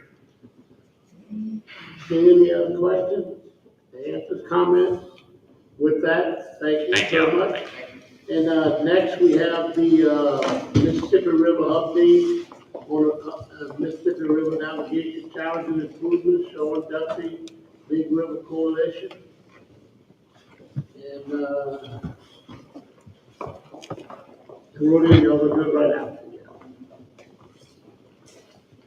All right, good morning. Thank you, Chairman Dove, members of the authority. And I really want to say I appreciate working with Glenn. We've worked together. Governor Landry has a Navigation and Safety Task Force. It's been eye-opening. We've found a lot of synergies. And today I wanted to come and speak about one of our main challenges, but I'm going to go through some goals, and I love this Teddy Roosevelt quote. I try to use it. I try not to whine. I usually have a solution if I'm coming to talk. So, but sometimes that's an important part of what we do to try to move forward. The center of this nation, that's 1.25 million square miles of our country, 41% of contiguous U.S. drains through it. There are over 250 tributaries, and I will tell you point blank, I can't name them all, can't come close. I know the major ones. The Ohio River, we get about 90%, by the time we get to Cairo, Illinois, about 90% of the water that's coming our way is in the river already. And it takes about 20 days to come down. Let's see. Okay. I talk about Team Mississippi River because there's really no term for the navigation industry. During hurricanes and high water, low water events, the Corps and Coast Guard have two separate stakeholder engagement groups. We meet, we talk about impacts. Every meeting for the last 20 years has started with an update from the National Weather Service. As NOAA was mentioned and some of the challenges facing our government partners. I'm going to look here at what it says on number 2 and 3. So Bonnie Carey, if somebody had told me in 2015 that over the next decade, you're going to operate Bonnie Carey 4 times in 3 years, and then a few years later, build the saltwater sill 4 times in 3 years, I'm not a gambler, it's a good thing, but I would have bet everything I knew that was wrong. Both of those average about once every 10 years. And we almost had to operate it this year. That would have been an additional 8th time, 16 times since it was put into, since the Bonnie Carey Spillway was opened. We do deal with a lot of dredging projects. Glenn highlighted some of them. I'm sure he's going to do a little more. When CPRA is dredging in an anchorage, that means that there's a lot of equipment there, and in most cases that anchorage can't be used, or a large portion of it will be closed. Navigation wants to see those projects move forward. So we've been dealing with that. I'm going to come. The main focus here today is to get to the Powhatan anchorage, but extreme weather events, climate variability, high water, low water, General Graham, often called Southwest Pass crazy water, fresh water, salt water, and this year we had hard water. Not sure everybody calls it that. I think most people refer to it as snow. But wanted to keep you on your toes, if you will. So Powhatan Anchorage, it's the first anchorage in the lower river.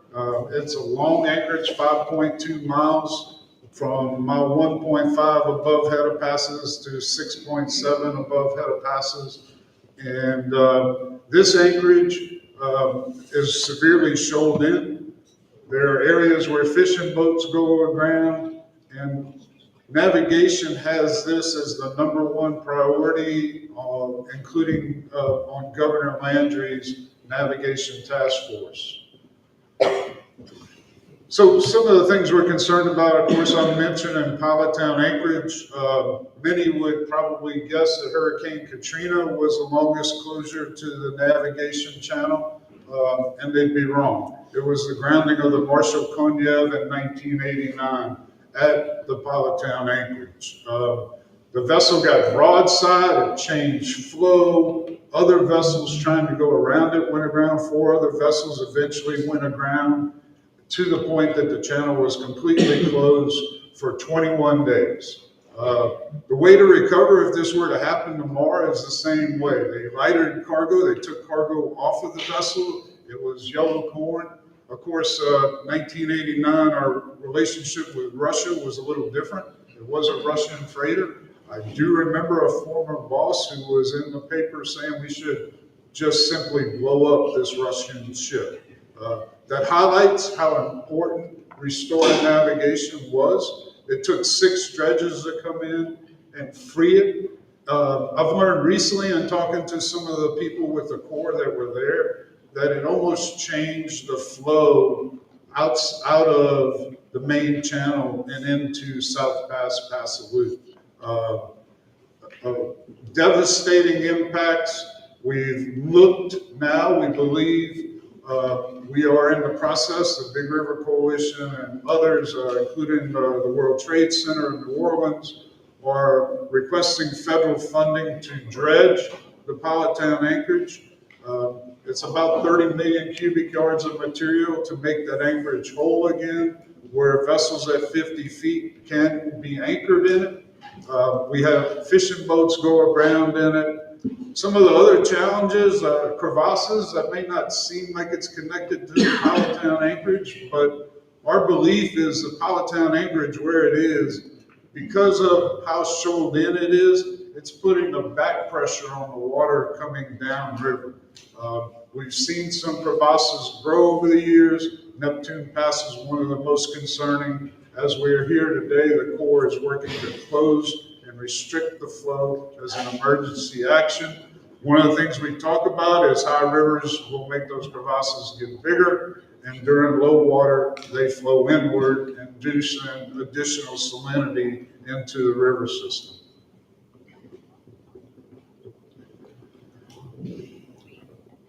So the West Bay Sediment Diversion, the first and only sediment diversion that we currently have, in the cost share agreement, and of course this is a QIPRA program, there was a feature there that captured support from navigation. The agreement was that over the life of the West Bay Sediment Diversion, the QIPRA program would maintain the Powhatan Anchorage.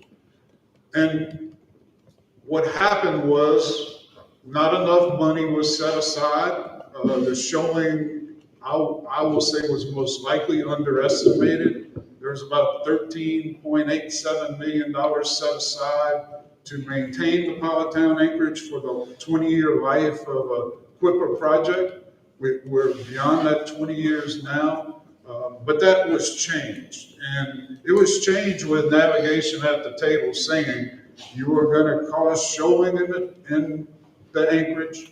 We won't be able to use it. It will become a navigational hazard. And as I sit here today, all of those things have happened. I was looking for a funny slide. So every now and then, if you're monitoring weather and you look at river gauges, you will see an anomaly. Now, hopefully we can all recognize this is a crazy anomaly, but if the gauge at Baton Rouge had gone up over 40 feet in a 20-hour period, we would have had major issues. But when we talk about technology, this is from the Corps site river gauges. It often goes down, and occasionally you'll catch a funny anomaly. This is a map that goes back to 1803. So think of the Louisiana Purchase. And one of the things I want to point out is there's a little channel there about halfway up on the western side. That is what used to be Grand Bayou. At the time was the major distributary in the lower river. The reason we don't know that is because about 70 years later, 60-something years later, James Buchanan closed that crevasse off, closed that distributary off, because he knew that to move sediment, you needed to keep the energy, the power in the river. This is a slide from a crevasse that had been problematic, a small crevasse in terms of, this is in Southwest Pass. Multiple times we tried to fill it in with sediment from a cutterhead dredge. And this was done last year. We had new rock. The Corps has been spending a lot of foreshore rock funding, federal funding, to try to protect the banks in Southwest Pass. This is just a good shot to see that the protection of the rock and then sediment behind it.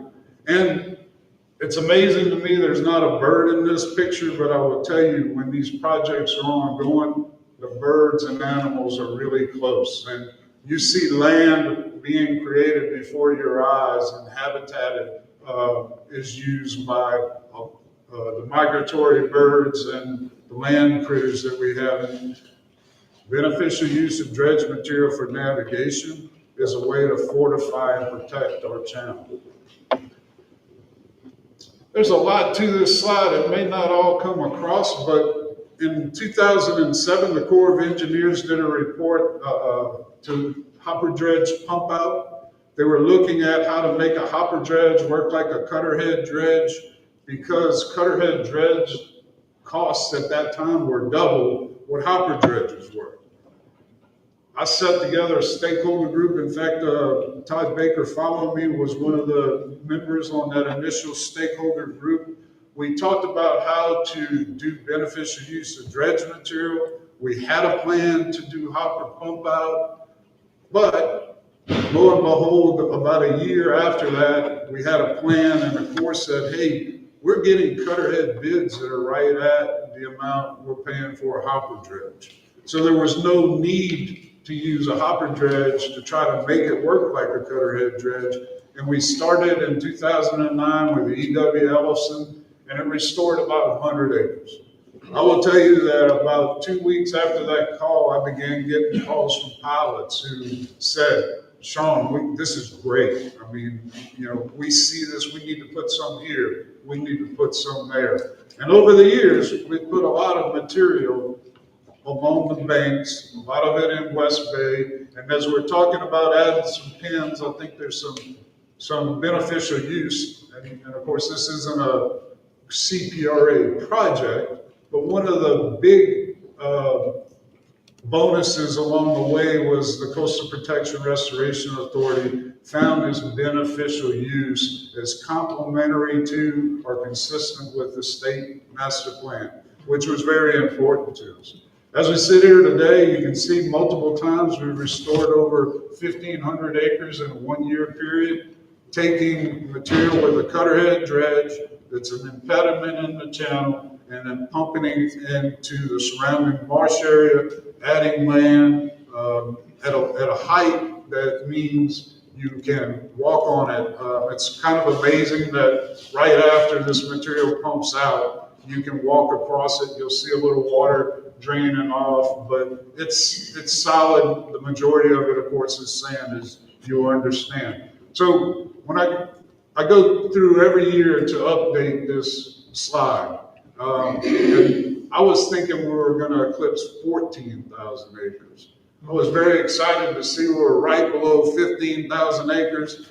Up until March of this year, we had a cutterhead dredge working at the hopper dredge disposal area, which worked until March and put us significantly over 15,000 acres. A lot of people like those equivalents, so I saw Glenn using the Superdome. I don't know how many Superdomes it is, but 15,000 acres is the size of Washington, D.C. I think that's a very interesting fact and something to be remembered.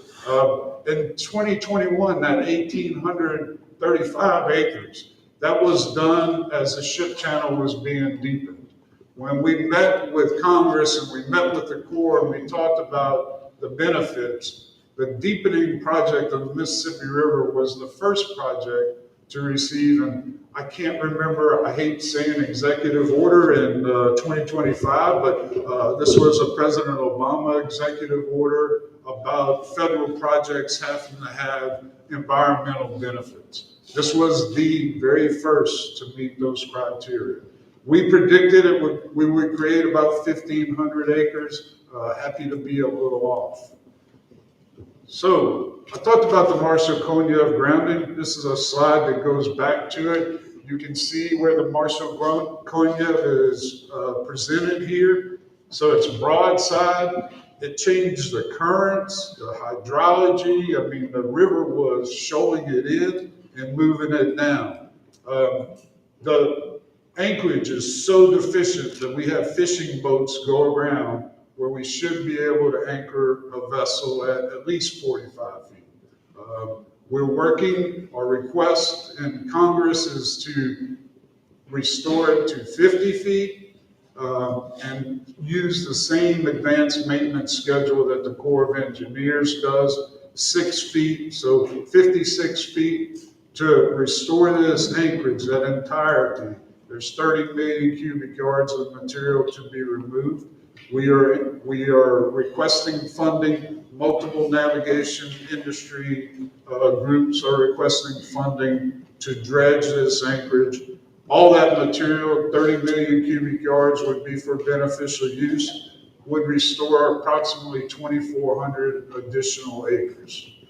And the fishing boat aground in 2019, he's supposed to be in 45 feet of water. One of the threats we have is unless you have somebody coming in with local knowledge, they may assume that a deep draft anchorage is deep, and it's not the case.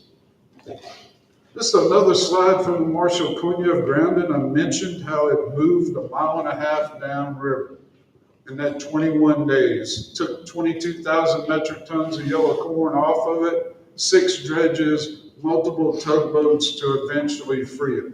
Again, the process would be the same. We remain very concerned. The most likely place for a vessel to go around today and shut the river down for a long time is right here in this area of Powhatan and within the Powhatan anchorage. One of the few anchorages that the Corps does routine surveys on is the Powhatan anchorage. This was earlier in April this year. I'm colorblind, so I won't talk about the colors, but the channel colors are blue and light blue, which I can tell. When I start having to ask somebody what color something is, that means the rivers, there's a lot of shoaling and that we're below authorized dimensions. I mentioned James Buchanan Eads, an incredible career, opened up South Pass, Southwest Pass, made adjustments to extend the channel out. The design of Southwest Pass, I hear a lot of times people talking about redesigning the river. I also hear people say a lot that navigation is important. And they're right, navigation is important. But a lot of these adjustments aren't necessarily beneficial for navigation and in fact may threaten it. 150 years ago, I like to call the Mississippi River a garden hose. If you think of it, we have a leaky garden hose. We have places where we're losing water below Belle Chase, where we can lose over 500,000 cubic feet per second in a 12-foot river before it gets to the head of passes. Riverine management is very important to our future. We are seeing some coastal challenges. We are seeing relative sea level rise. Our fresh water is also connected to keeping the flow in the river. Keeping the flow in the river scours the channel, keeps commerce moving, and repels salt water. As I've said a couple of times, we take that garden hose and we're working in our yard and we're trying to clear dirt off of our sidewalk. We're using the jet setting on our nozzle, not mist. This is that simple of the hydrology. And of course, I'm not a scientist, I'm just a navigation guy. but keeping the flow in the river was something that we knew 150 years ago. I took this photo out of the Bar Pilot Station in Southwest Pass about a month before Hurricane Katrina. This is a photo going back to 1938. You can see Cupid's Gap there that wasn't in the 1803 photo because if legend is right, it was opened around the Civil War by someone digging a little area so they could get their pirogue back to the backside of their property. Many ways it's a diversion also. Don't see much land being created. The Corps has to do a great deal of dredging right across from it. This is about the same area in 1985. This was a Corps photo. And again, you can see a lot of land loss. Areas that were filled in were gone, open water. This is a slide from 2023, I believe. You can see a lot of restoration going on, and a lot of this is highlighted in the West Bay area, where right across from Pilot Town, the Corps has deposited a lot of channel material from the channel, and also through the management of the hopper dredge disposal area. I have just one more slide here, and this shows Todd Baker will be happy. I put this up here. You can see some sand in that top left kind of quadrant. That was restoration at Sawdust Bayou of material taken out of the hopper dredge disposal area. And with that, I'm open for questions. I want to say that I really appreciate the opportunity to be here. Navigation is important, and some of the projects that we look at, to see the benefits on the migratory bird flyway to the land mammals, and when those birds are flying around these dredging projects, I was amazed to learn from the Corps engineer scientists that they weren't sure exactly what is in the river that the birds are eating.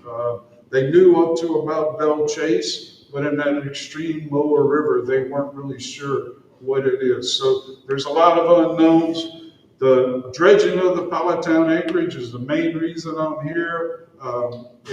There are some definite synergies. CPRA has looked at it. Some of their modeling, I won't speak for Todd, but I will say some of the modeling that I've been advised of shows that by restoring the historic flow to this area will have a great deal of benefits to scouring out the channel, and of course 2,400 new acres of marsh. Over 200 million cubic yards of material has been beneficially used. And I think one of the things that hurts this effort is it's not really tied to a project.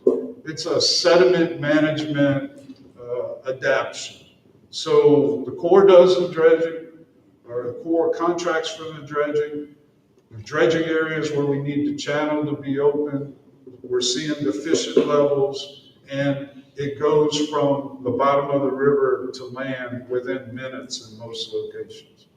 With that, I appreciate being here, and I'll be happy to answer any questions. Okay, thank you, Sean. Any questions, comments? Seeing none, thank you very much. Thank you. Next, we have Mississippi River dredging restoration efforts in Birdsfoot, Delta Restoration, Moody Seminole, Todd Baker with CPRA.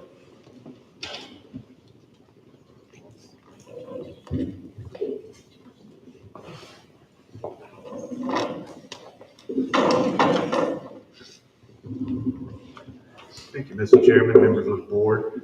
Rudy Semino, Chief of Engineering at CPRA. I also have Todd Baker from CPRA Project Management and Devin Barringer with CPRA Engineering with me as well.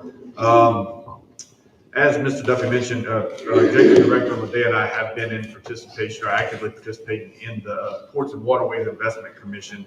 And one of the constant themes that we're hearing is navigation has dredging needs. They have sediment to dredge. CPRA has sediment needs. We have land to build. It seems like there should be opportunities to work together. And so what I'll do is kind of tee up Todd and Devin here. I gave a presentation to the board, I think in March of last year, on our general overview of our dredging program. Today's slide is very short. We'll focus on specifically Mississippi River dredging. We've done a lot of work dredging the river. It has coincided with navigation at some point, but Todd's project will introduce a unique opportunity to check both of those boxes. So with that, I'll dive right into it here. So you guys have seen a lot of these stats. We've created a lot of land at CPRA. We've dredged a lot of sediment. And then in an earlier presentation, I think I provided this slide that talks about everything we've done with hydraulic dredges, all the Barrow Island projects, all the marsh creation projects, acreages, investment. And then that last slide, that last bullet I've added is 15 of those restoration projects have been completed with Mississippi River dredging, or dredging sediment from the river. And if you look over at our pin map here, you do see a consolidation of green dots near the number 2 and to the northwest of the number 2. Many of those are those projects that I referenced here, as well as some of the Barrow Islands to the east of number 3. And Mr. Bourgeois will avoid the temptation to make a joke about Mr. Liddell on the ladder putting up another pin. We can save that one for later. But we do need some pins. We have many more projects. We do need to update the pins without the risk of a workman's comp claim there. So we'll continue. But yeah, you can see that consolidation. We have a sediment source in the river. We have the need in Plaquemines Parish and other nearby parishes to build land. Obviously, there's a lot of missing marsh there. We have taken advantage of that over the years since 2007 in building 15 of these projects. As you look at river dredging, it comes down to equipment. Mr. Duffy mentioned cutter heads and hoppers, and you guys are pretty familiar with what a cutter head looks like, but if you looked at it under the water, it comes down to a couple things here. So you see the front of the dredge, the cutter head, the sediment's coming in from that end. It's actually going through the vessel and being pipelined out the other end. You see on the rear of that vessel, it spuds. The dredge actually pivots on a series of spuds and anchor cables as it sweeps back and forth. So those spuds are critical, and those spuds' ability to grab the ground to hold it in place are critical. So when we select equipment, when we design projects, we, as engineers, we look at what type of equipment can build this project. So it comes down to just floating, not dredging. What equipment can I get into any particular body of water? Spud length and ladder length, that's critical. You need a certain depth for a certain spud to operate, and of course horsepower and pump distance. So you have big dredges and small dredges. Most of our marsh creation projects, you see a lot of green dots from Southwest Louisiana, Terrebonne, Lafourche, all across the map. You're seeing similar equipment to this. This is a small dredge. This was actually in Lake DeKalb in Terrebonne Parish. Many of these vessels are pretty small. They can be towed with pretty small vessels. Some of them could be taken apart and put on a tractor trailer and hauled from point A to point B. You can bring this vessel in 2 or 3 feet of water in some cases, but you're not putting it in a very deep body of water due to its ladder length as well as its spud length. When we operate in a river, we have to see the specialized equipment like this. This is a large dredge, 30-inch discharge on the pump. We're sitting at Alliance in about 40 feet of water, maybe 30 feet of water here. Dredging, this is actually building one of the long distance sediment pipeline projects. That pipeline goes 30 miles to its end. So once again, major differences. You're actually shrinking the bid pool, which, as we know, has a tendency to maybe impact bid prices. There aren't very many contractors that are owning this type of equipment in the United States that put forth on these projects.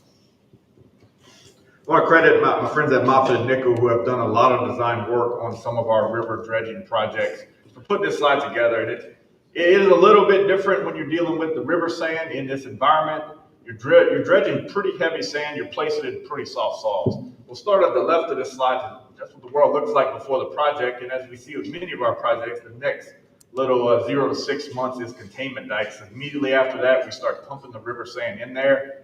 That river sand has to be pushed with bulldozers. It will not flow. Basically, it's a graded land building project at that point. Generally speaking, construction will take anywhere from a year to 18 months, maybe in some cases 2 years on the larger projects. But at 12 to 18 months, you see a project that is solid land and usually rapid vegetation. There are a lot of nutrients in the Mississippi River sediments. We don't have any issues with these things vegetating, and within a 2-year period, you see a healthy marsh. That marsh is usually pretty high, and it'll stay up there in some cases, but you will start seeing ponds develop. From an ecological standpoint, from a hunting standpoint, from a recreational standpoint, that's a good thing. At 2 years, you now have your fully functional marsh that you intended to build. I'll stop on this slide a little bit, talk about, I hate to put an overly detailed figure up here, but what you're seeing here, that hatched area right in the middle of the screen, is actually the pit that we park a dredge on. And you see to the right, this is actually the Mississippi River at Point Celeste, River Mile 50 or so. To the right of that cross section is the actual channel.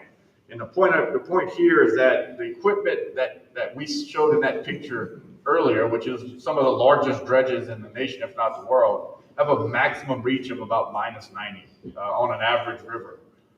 You can see that Mississippi River channel is sufficiently deep in most of these areas, so we're not in Southwest Pass or Pilot Town here, but we have a reach limit of about -90. So that gives us that sandbar to dredge and the maximum distance that we can dredge from it.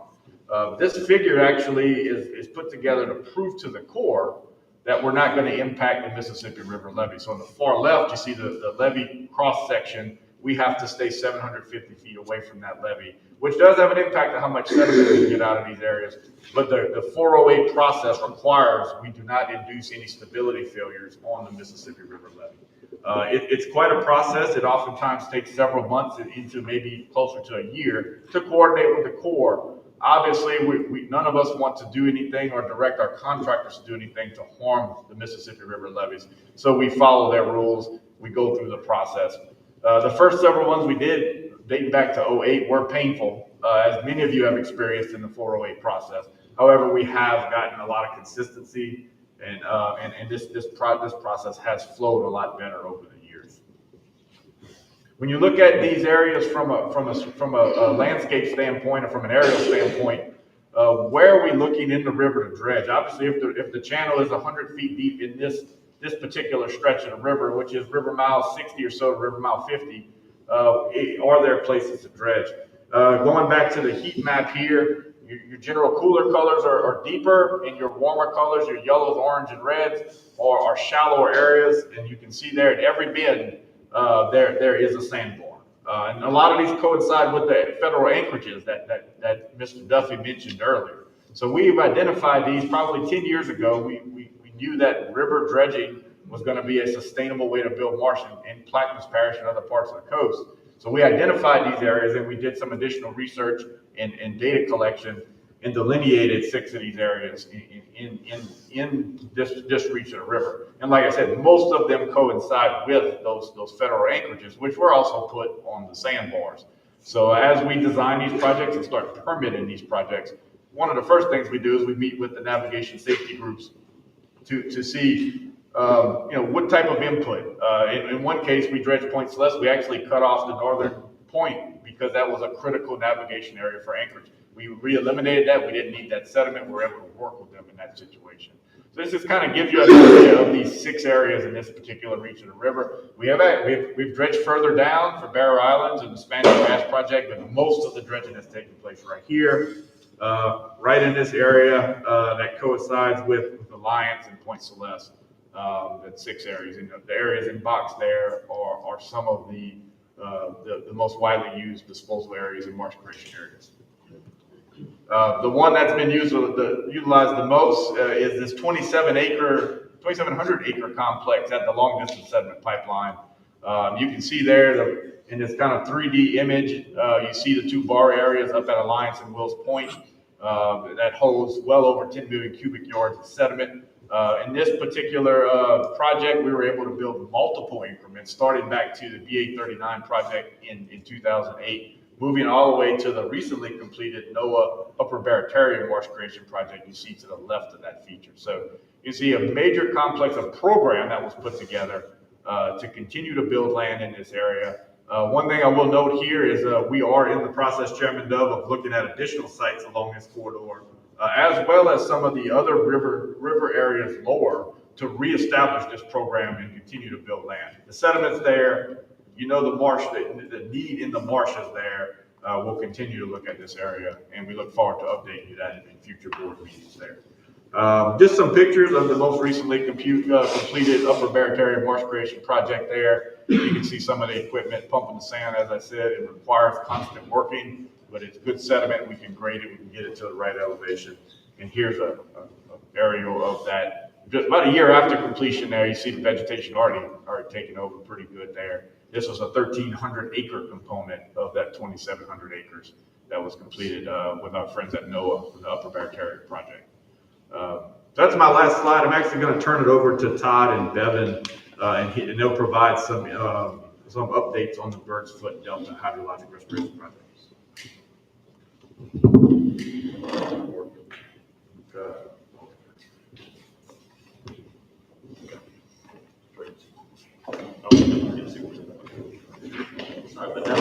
All right. So my name is Todd Baker. I'm the project manager of the Birdfoot Delta Hydrologic Restoration Project, and Devin is the engineer on the project as well. So I'm going to give you an update on this project. This is a project that's led by CPRA in coordination with our federal partner, the U.S. Fish and Wildlife Service, also working very closely with Louisiana Department of Wildlife and Fisheries on this one. So we're going to back up a little bit and talk about the habitat and area that we're working in. So the Birdfoot, this is obviously a picture of Lower Plaquemines Parish. That yellow line coming down is Highway 23. It ends in Venice, and to get to our project area, it's about an 11-mile boat ride to get there. This is a very unique habitat in Louisiana. It's a very unique habitat in the country. This is the only place where you have a freshwater riverine system that's coming down and meeting with the pelagic continental shelf and all the species that you find there. So this is literally a place where you can go 5 miles offshore, catch tuna, you can catch snapper, move right in and catch redfish, and you can even be bass fishing in the afternoon. Very rare to find that opportunity anywhere in the country.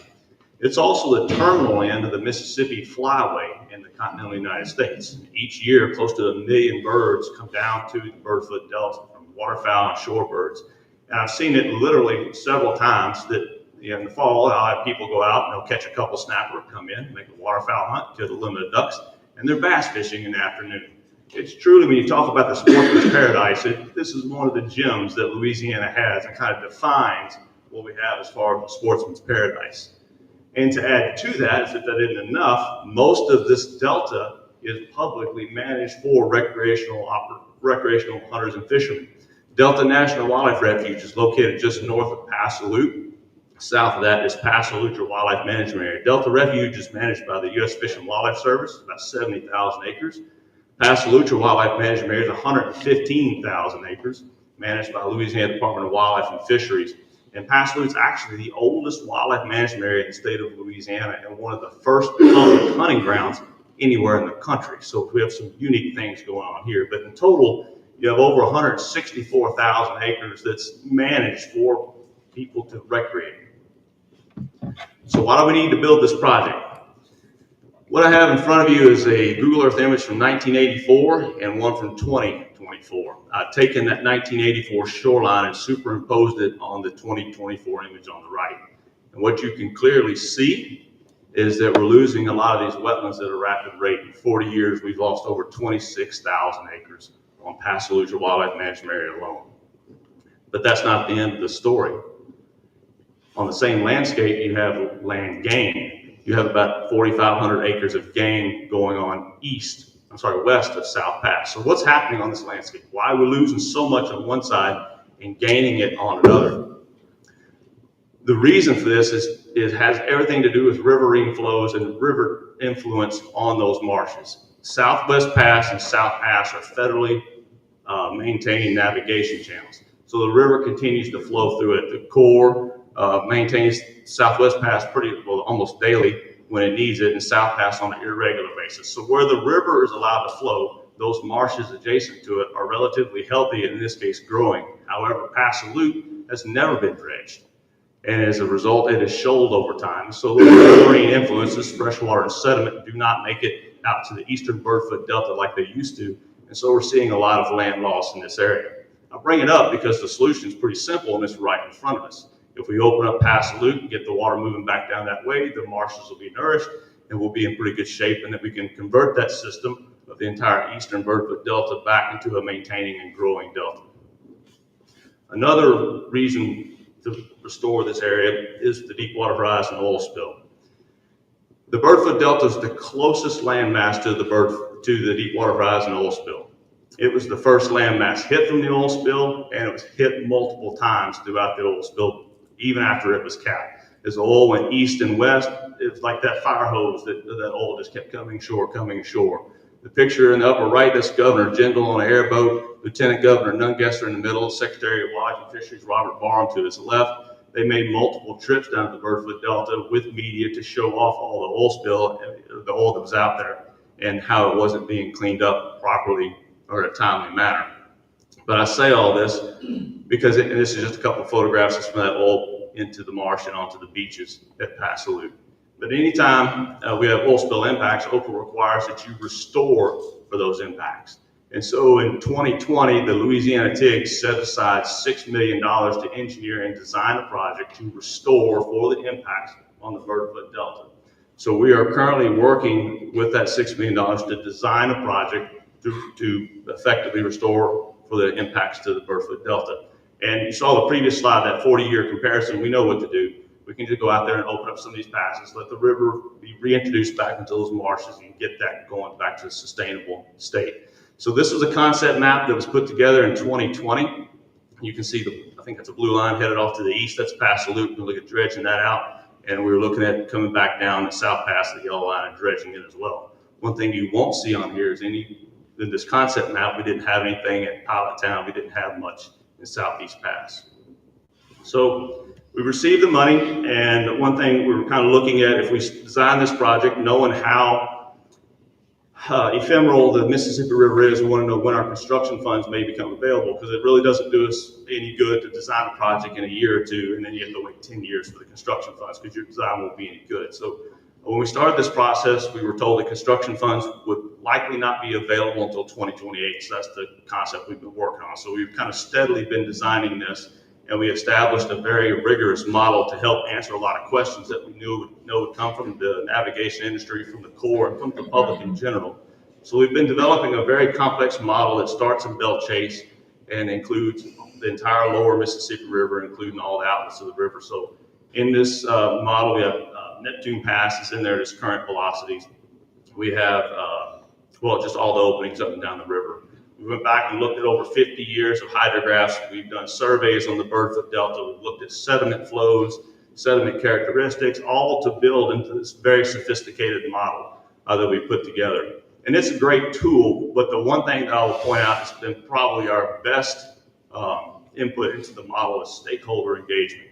This is a site visit we had. That's Mr. Earl Armstrong, if y'all know him, on the boat, one of the big landowners down there, Jeff Corbino with the Corps on that boat, and our modelers. We wanted to get the entire team out there to take a look at this project early on, so everyone had an understanding of what we were dealing with. And so we've taken all those inputs, all that data collection. We've met with stakeholders. We've met with the navigation industry.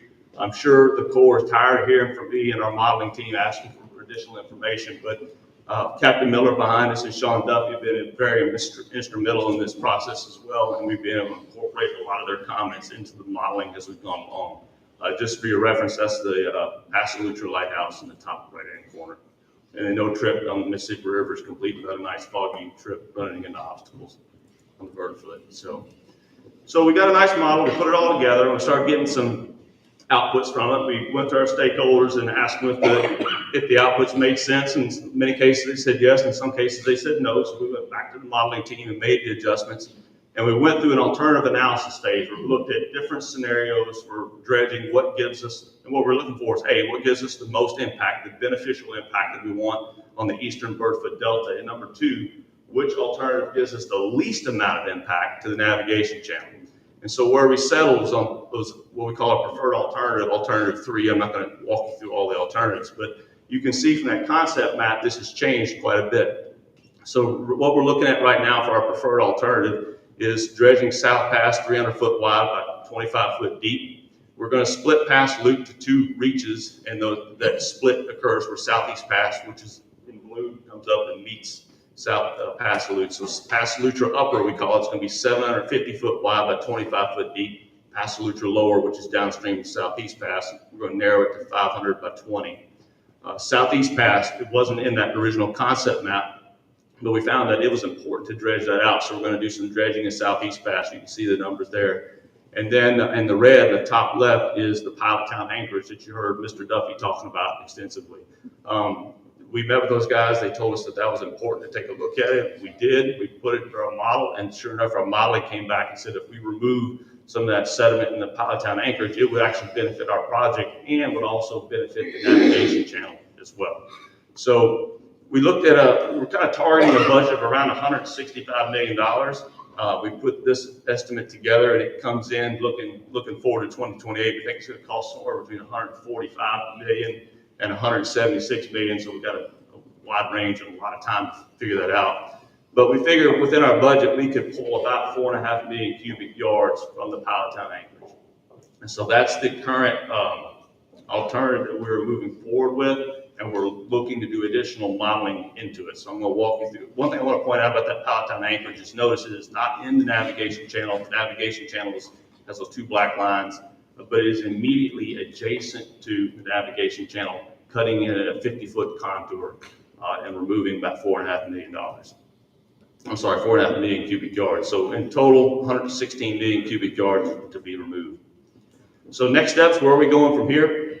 Is we really want to refine that current preferred alternative model. One thing the model needs to know is if there's anything in our dredge template that we need to avoid. Now we know that Belize Bayou back in the 1700s was the original shipping channel.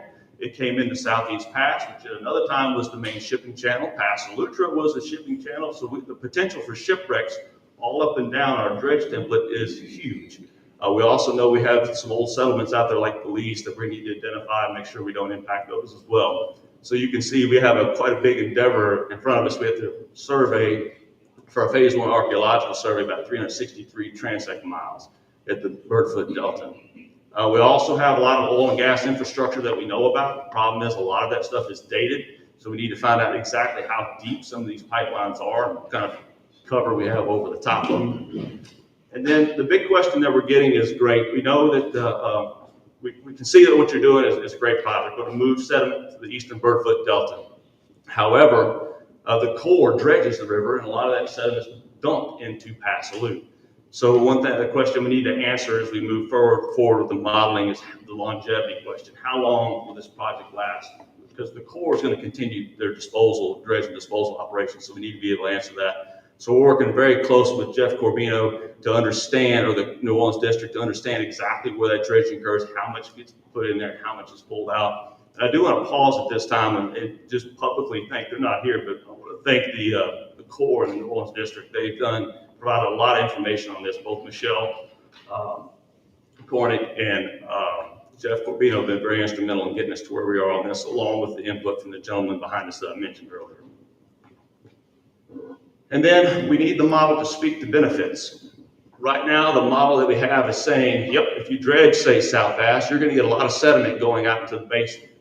What it does tell us is how many acres that translates to. So we need the model, we need to refine the model so we can come back to basically the public and tell them this is the kind of thing you're getting for your buck. So we're hoping, rather than the model that currently says, yep, you're going to get a lot of sediment out there, yep, you're going to get some land building, we want to spit out numbers like this.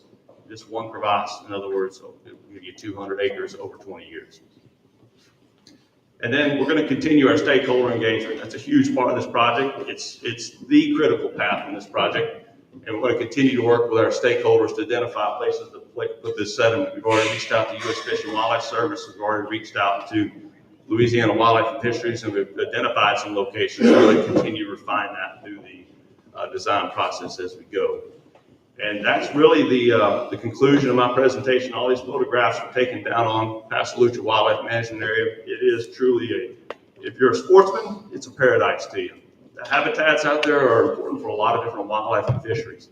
And I'm happy to say I do believe we have a project alternative out here that is a win-win-win. You rarely get that. We have a project that's going to create wetlands. It's going to be good for navigation. And also, it should lower the dredging requirements on the lowermost Mississippi River. Thank you all very much. Any questions or comments? Yes, sir.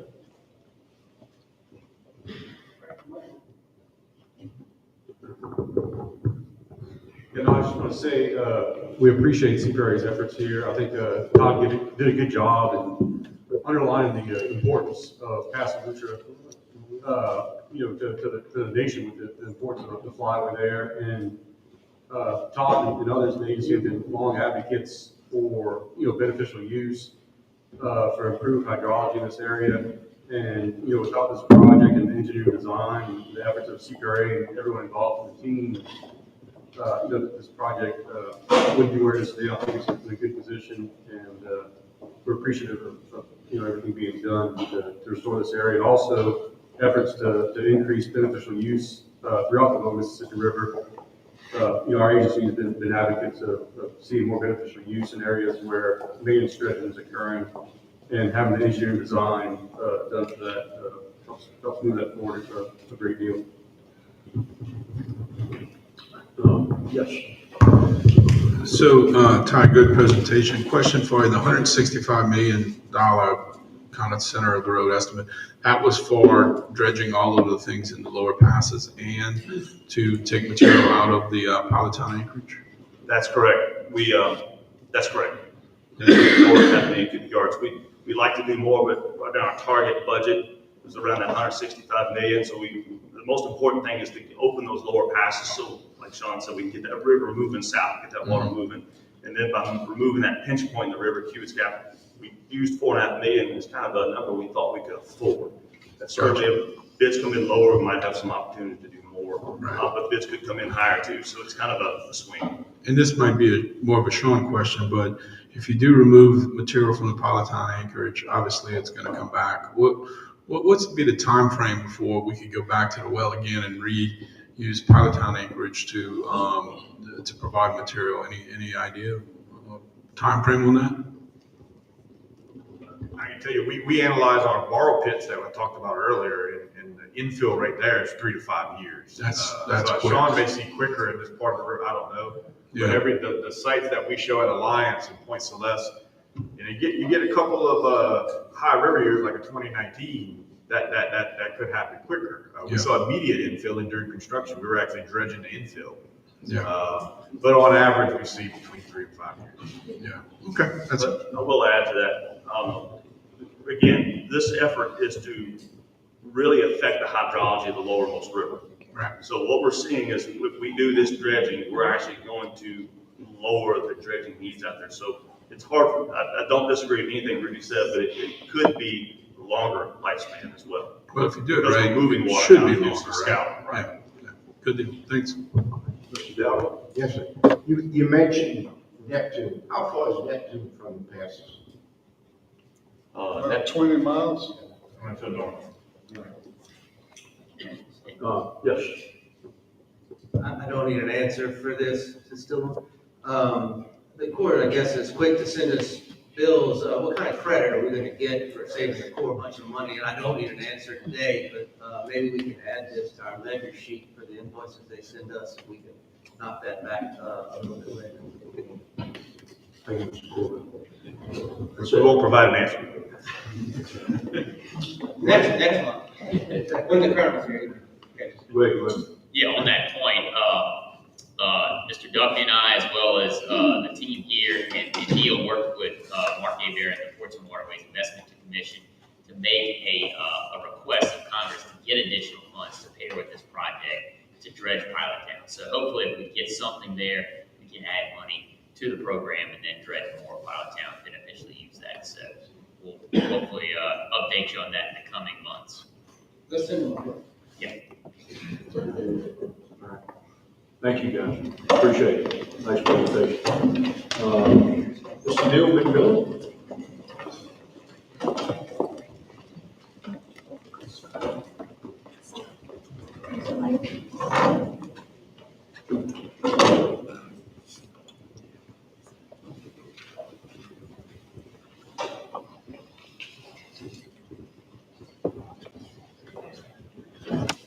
All right. Good morning, board. Thanks for inviting me to talk. Oh, thank you. To talk about kind of what's been going on in DC in the past couple months. We have some encouraging news, and then plenty plenty actually emerged recently on FEMA, which wasn't intended to get into, but I think it'll be really important for our Team Coastal to know about. So we'll start with the very exciting news, especially for all of us that have been working on the Shores Coalition for many years to get more GOMESA, is we have some real progress and a real opportunity in the moving legislative vehicle, largely thanks to Leader Scalise. I would say this is definitely was the right opportunity for him to influence, a Republican-led energy package and include increasing GOMESA in there. And so last week, after an incredibly long hearing marking up the reconciliation eligible bill, the House Natural Resources Committee included a cap raise for GOMESA. So it raised it by $150 million for the next decade. And there's also some other revenue sharing provisions in there, which I wanted to include just to kind of highlight how it's easier for newer activities or cheaper activities to get kind of the fair revenue sharing deal, even though this great improvement is very valuable for us, but it's not the full vision of parity. But you'll see that onshore renewables would have 50% and Alaska's offshore Cook Inlet would have 90%. But it is also, there's provision in there to mandate twice a year leasing offshore for the next 15 years, which would really solidify some of the revenue long-term for us. And the next steps is hopefully this will be included in something that could pass by July 4th, which is kind of their target date right now. And the other thing is we've always talked about the score being a challenge for GOMESA, so it's interesting to see kind of what they got in, as they got in about $1.5 billion in score for this, but the rest of the bill kind of generated $18 billion in savings. So a lot of that won't be eligible in the future to be utilized to kind of offset our desire for GOMESA to go forward. But what's that mean? I think one of the best ways to communicate it, and Chairman Dove did in the CPRA press release, is it's a 30% increase in GOMESA each year for the next decade. And so one thing I want to clarify is we usually talk about the $375 million cap. And so when you see like the cap go to $650 million, you're like, how do we get there? Well, the way GOMESA is actually written is there's a $500 million cap split into percentages. So the Gulf states get 75%. That's when you do that math, that's where you get the 375. The Land and Water Conservation Fund gets 25%. So this cap raise would give funding to both of those accounts. So there's a nationwide benefit. I did some math just so you can see kind of what our normal year looks like. And that the way it lets us extrapolate kind of what $650 million a year would be. And what's encouraging is LSU Center for Energy Studies has run plenty of models, and even with oil prices being a little lower as they're projected now, we should be able to maximize this cap. And when you kind of siphon it through what goes to the GOMESA states, what's removed from sequestration, you're looking at about a $46 million increase to our coastal program each year from this cap lift. So that's $460 million over 10 years is kind of what seems to be the best case scenario that I think we could have some strong confidence in. Though you don't want to completely bank on this. Previously, Congress raised this cap through a similar mechanism for 2 years. We weren't able to capitalize on it. But now that GOMESA, a lot of times going forward, we should be able to do so. So I guess almost $50 million more a year is a good way to think about it, or 50% higher. And of course, that additional funding would be split with 20% to the parishes and 80% to CPRA, or the Coastal Trust Fund. At the same time, I wanted to highlight a new effort that would dip into offshore oil and gas revenue in a major way and send it to our national parks. This is the reauthorization of the Great American Outdoors Act. It's known as the American the Beautiful Act. It was introduced on a bipartisan basis this month as well. And it reauthorizes this Legacy Restoration Fund, which is a fund basically to do deferred maintenance on national parks and other places. And so it'll reauthorize it for 8 years at $2 billion a year. And it also broadens eligibility to Fish and Wildlife Service land, a lot of other public lands. And so this will be kind of a little increase from where it's been the past 5 years when it was started brand new. And so when this bill was passed a while in 2020, there were efforts from Senator Cassidy and others to get GOMESA and revenue sharing involved in this, and they were kind of pushed to the side. And Congress was really viewing this as, well, there's a $12 billion backlog on the national parks. We'll do this almost $10 billion for 2 years, and our national parks will be, crown jewels again. But it's interesting to see just kind of how, by broadening this program and broadening what counts as deferred maintenance, advocates are now saying there's $40 billion in deferred maintenance for national parks and public lands. So there's a huge need for a lot more of this. And so it was not something that I guess this one-time bill was really able to address when you go as broad. And so that's on top of fully funding permanently the Land and Water Conservation Fund at $900 million a year. And so all this is funded by federal energy receipts from onshore and offshore, but a major part is offshore.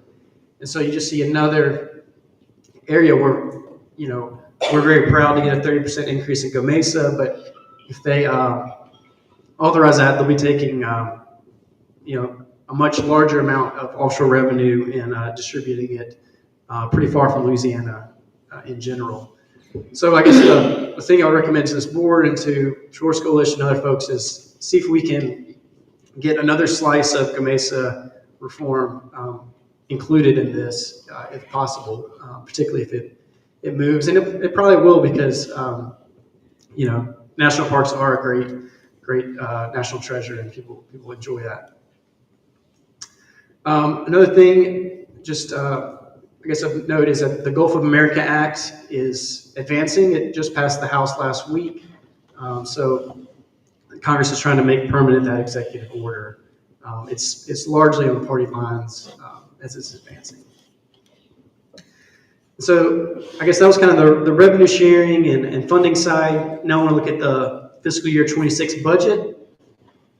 We only have a partial view in this. It's called a skinny budget. It's pretty common on the kind of first few months of a presidential's term to have just kind of some highlights. And you'll see big cuts proposed, about 22% in the, non-defense area.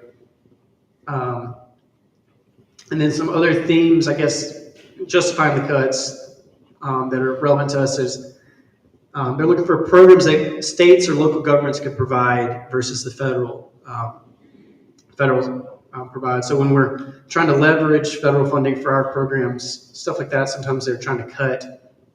And then the President Biden administration emphasis on climate and environmental justice is, pretty much completely struck.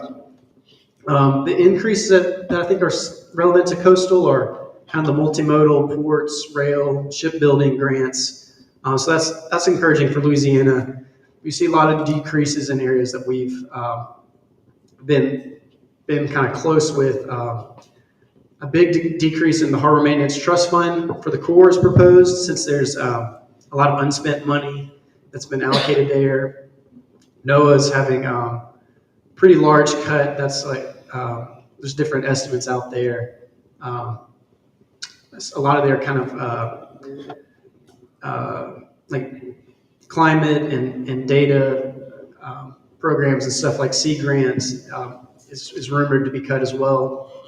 And then FEMA is trying to reduce its portfolio a lot, and there's some other ones there for you to peruse. So speaking of FEMA, I guess most of the rest of this presentation is kind of looking at what's the future of that, and I think that's useful for our coastal program. But early on, President Trump had an executive order establishing a FEMA Review Council. I think a lot of this was motivated by kind of the Western North Carolina struggle to rebuild, and some of the political sensitivity based off that report that some FEMA personnel were advising people to skip houses with certain political signs back during the campaign season. So that and the way that FEMA had been used to, I guess, take care of migrants in the previous administration are really the motivating factor to this. But it's, as we know, in Louisiana, there's a lot to FEMA beyond that. So we'll be interested to see how this goes. And in the past week or two, they rolled out the appointed members of this review council. Louisiana's representation is former Chief of Staff to Governor Edwards, Mark Cooper. So that'll be, probably, hopefully, a fantastic asset for the state as we make sure that the lessons learned from are included in that. But we'll see what they do a report on. You see, they're trying to focus on the past 4 years. So I think there is a, I guess, looking at the previous administration focus. But then there's a lot of kind of big picture things they're charged to do too, including like whether FEMA's supposed to be in its Department of Homeland Security or somewhere else. And then another theme that they're putting in the bigger budget is, how can FEMA, should it be more of a supporting agency with the states taking more of a lead? So that's, I guess, should be convened for the first time pretty soon. And then Secretary Noem, who leads Department of Homeland Security, she just kind of had she testified last week, and there was a big exchange on eliminating FEMA. That's something that President Trump has mentioned as a possibility. And so Ranking Member DeLauro, the lead Democrat appropriator in the whole committee, kind of went straight to that point with her questioning. And Secretary Noem basically backed up that the president's been clear that FEMA as it currently exists needs to change. As it exists today, should be eliminated was actually the quote. And it's interesting how Louisiana became a big part of that discussion. It's like, she's like, well, why should FEMA? What constitutes failure at FEMA? And they go straight to Katrina with the open claims still there. And then later on, DeLauro talks about the reason Congress supports FEMA is kind of like the Katrina example of where you give out so much money. And then one other side note is that there's bipartisan support for the pre-disaster mitigation program that's been paused or really kind of stopped by this administration. So I guess you're seeing here that there is high-level support for maybe eliminating FEMA or drastically changing it. And then the next day, the FEMA acting administrator testified to a different community. And so it was kind of good to see what the different focuses are from the Hill. There's concern that FEMA might not fund smaller level disasters anymore. Kind of concern on what threshold that is.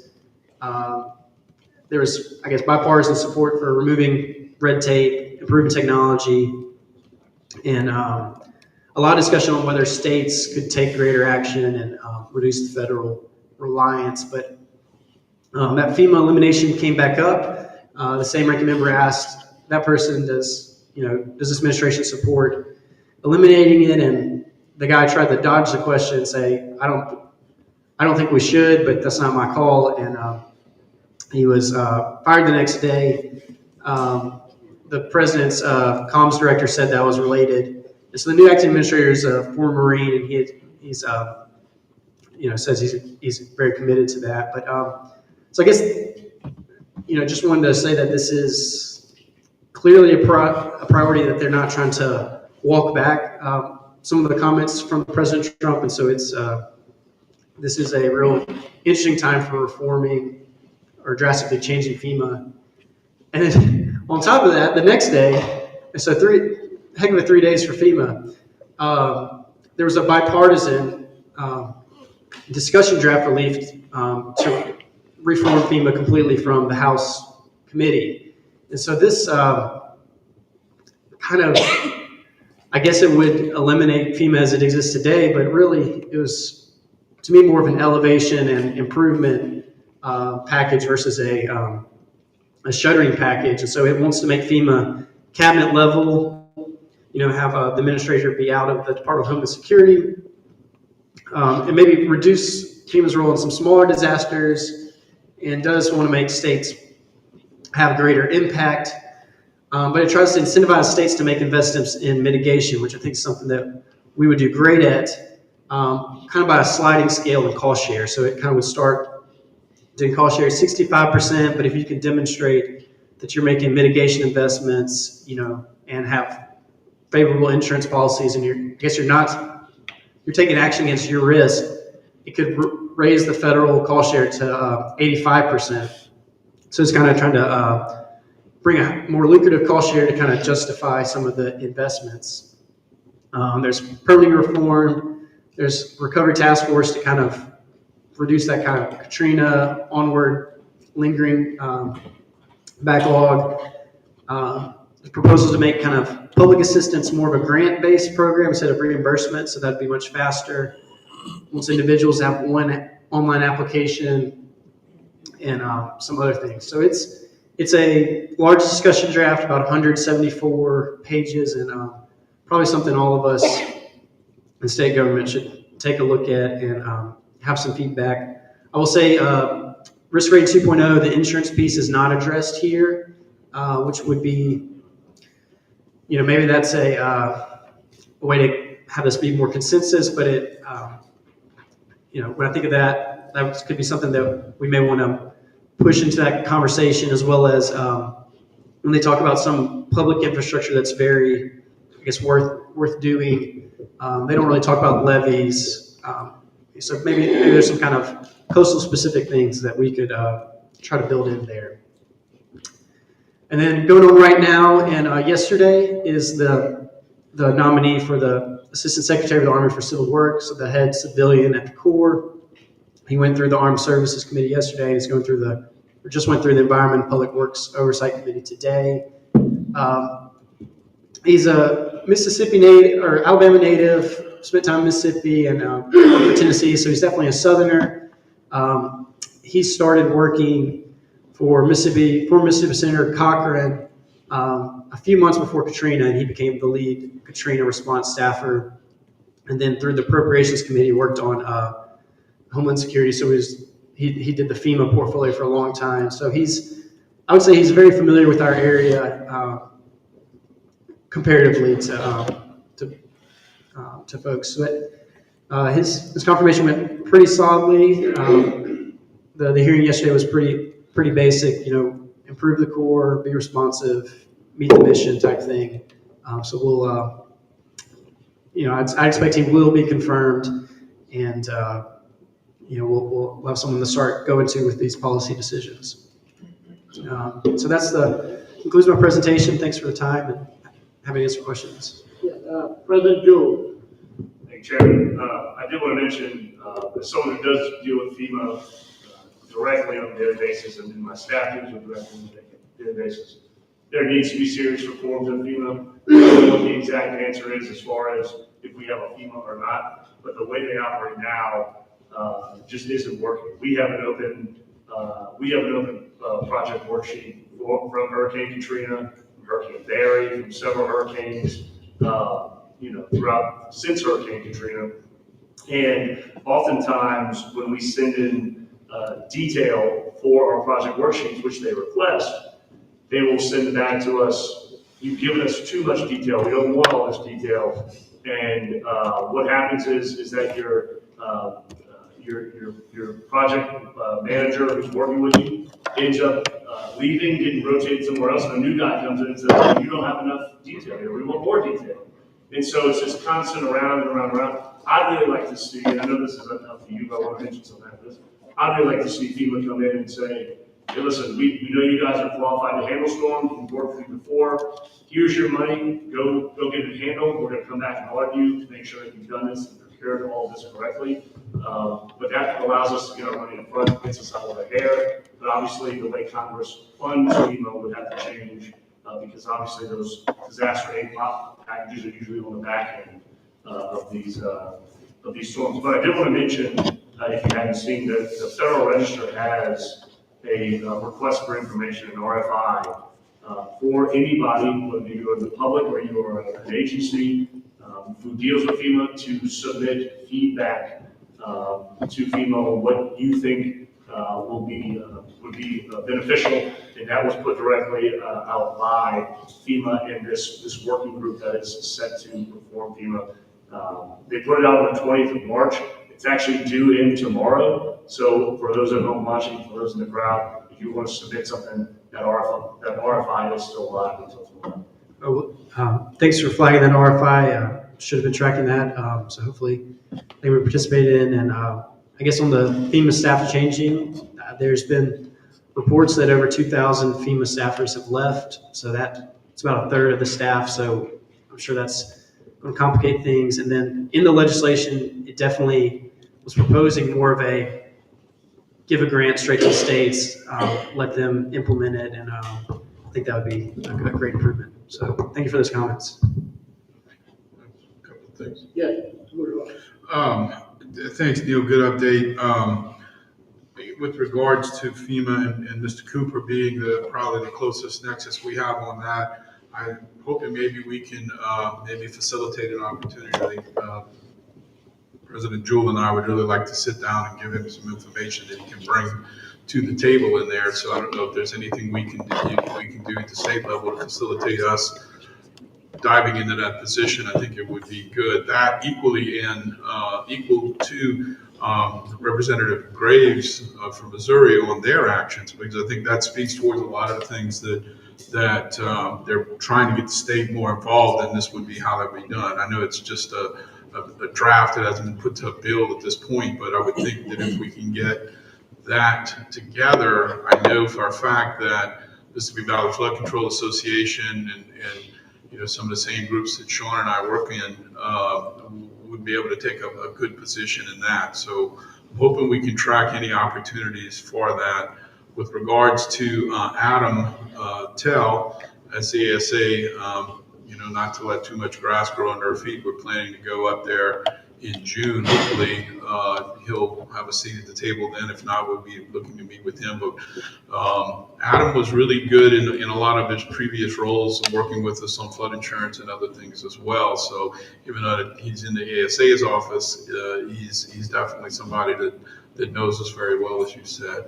And my final thing was, with the language changing on GOMESA or GOASA, as it will be maybe, the question is, do you think it's time for Shores to go back up to both support the legislation that was that's being dropped here and possibly in the park side as well as the other side? Do you think we've got to play in this in the near future?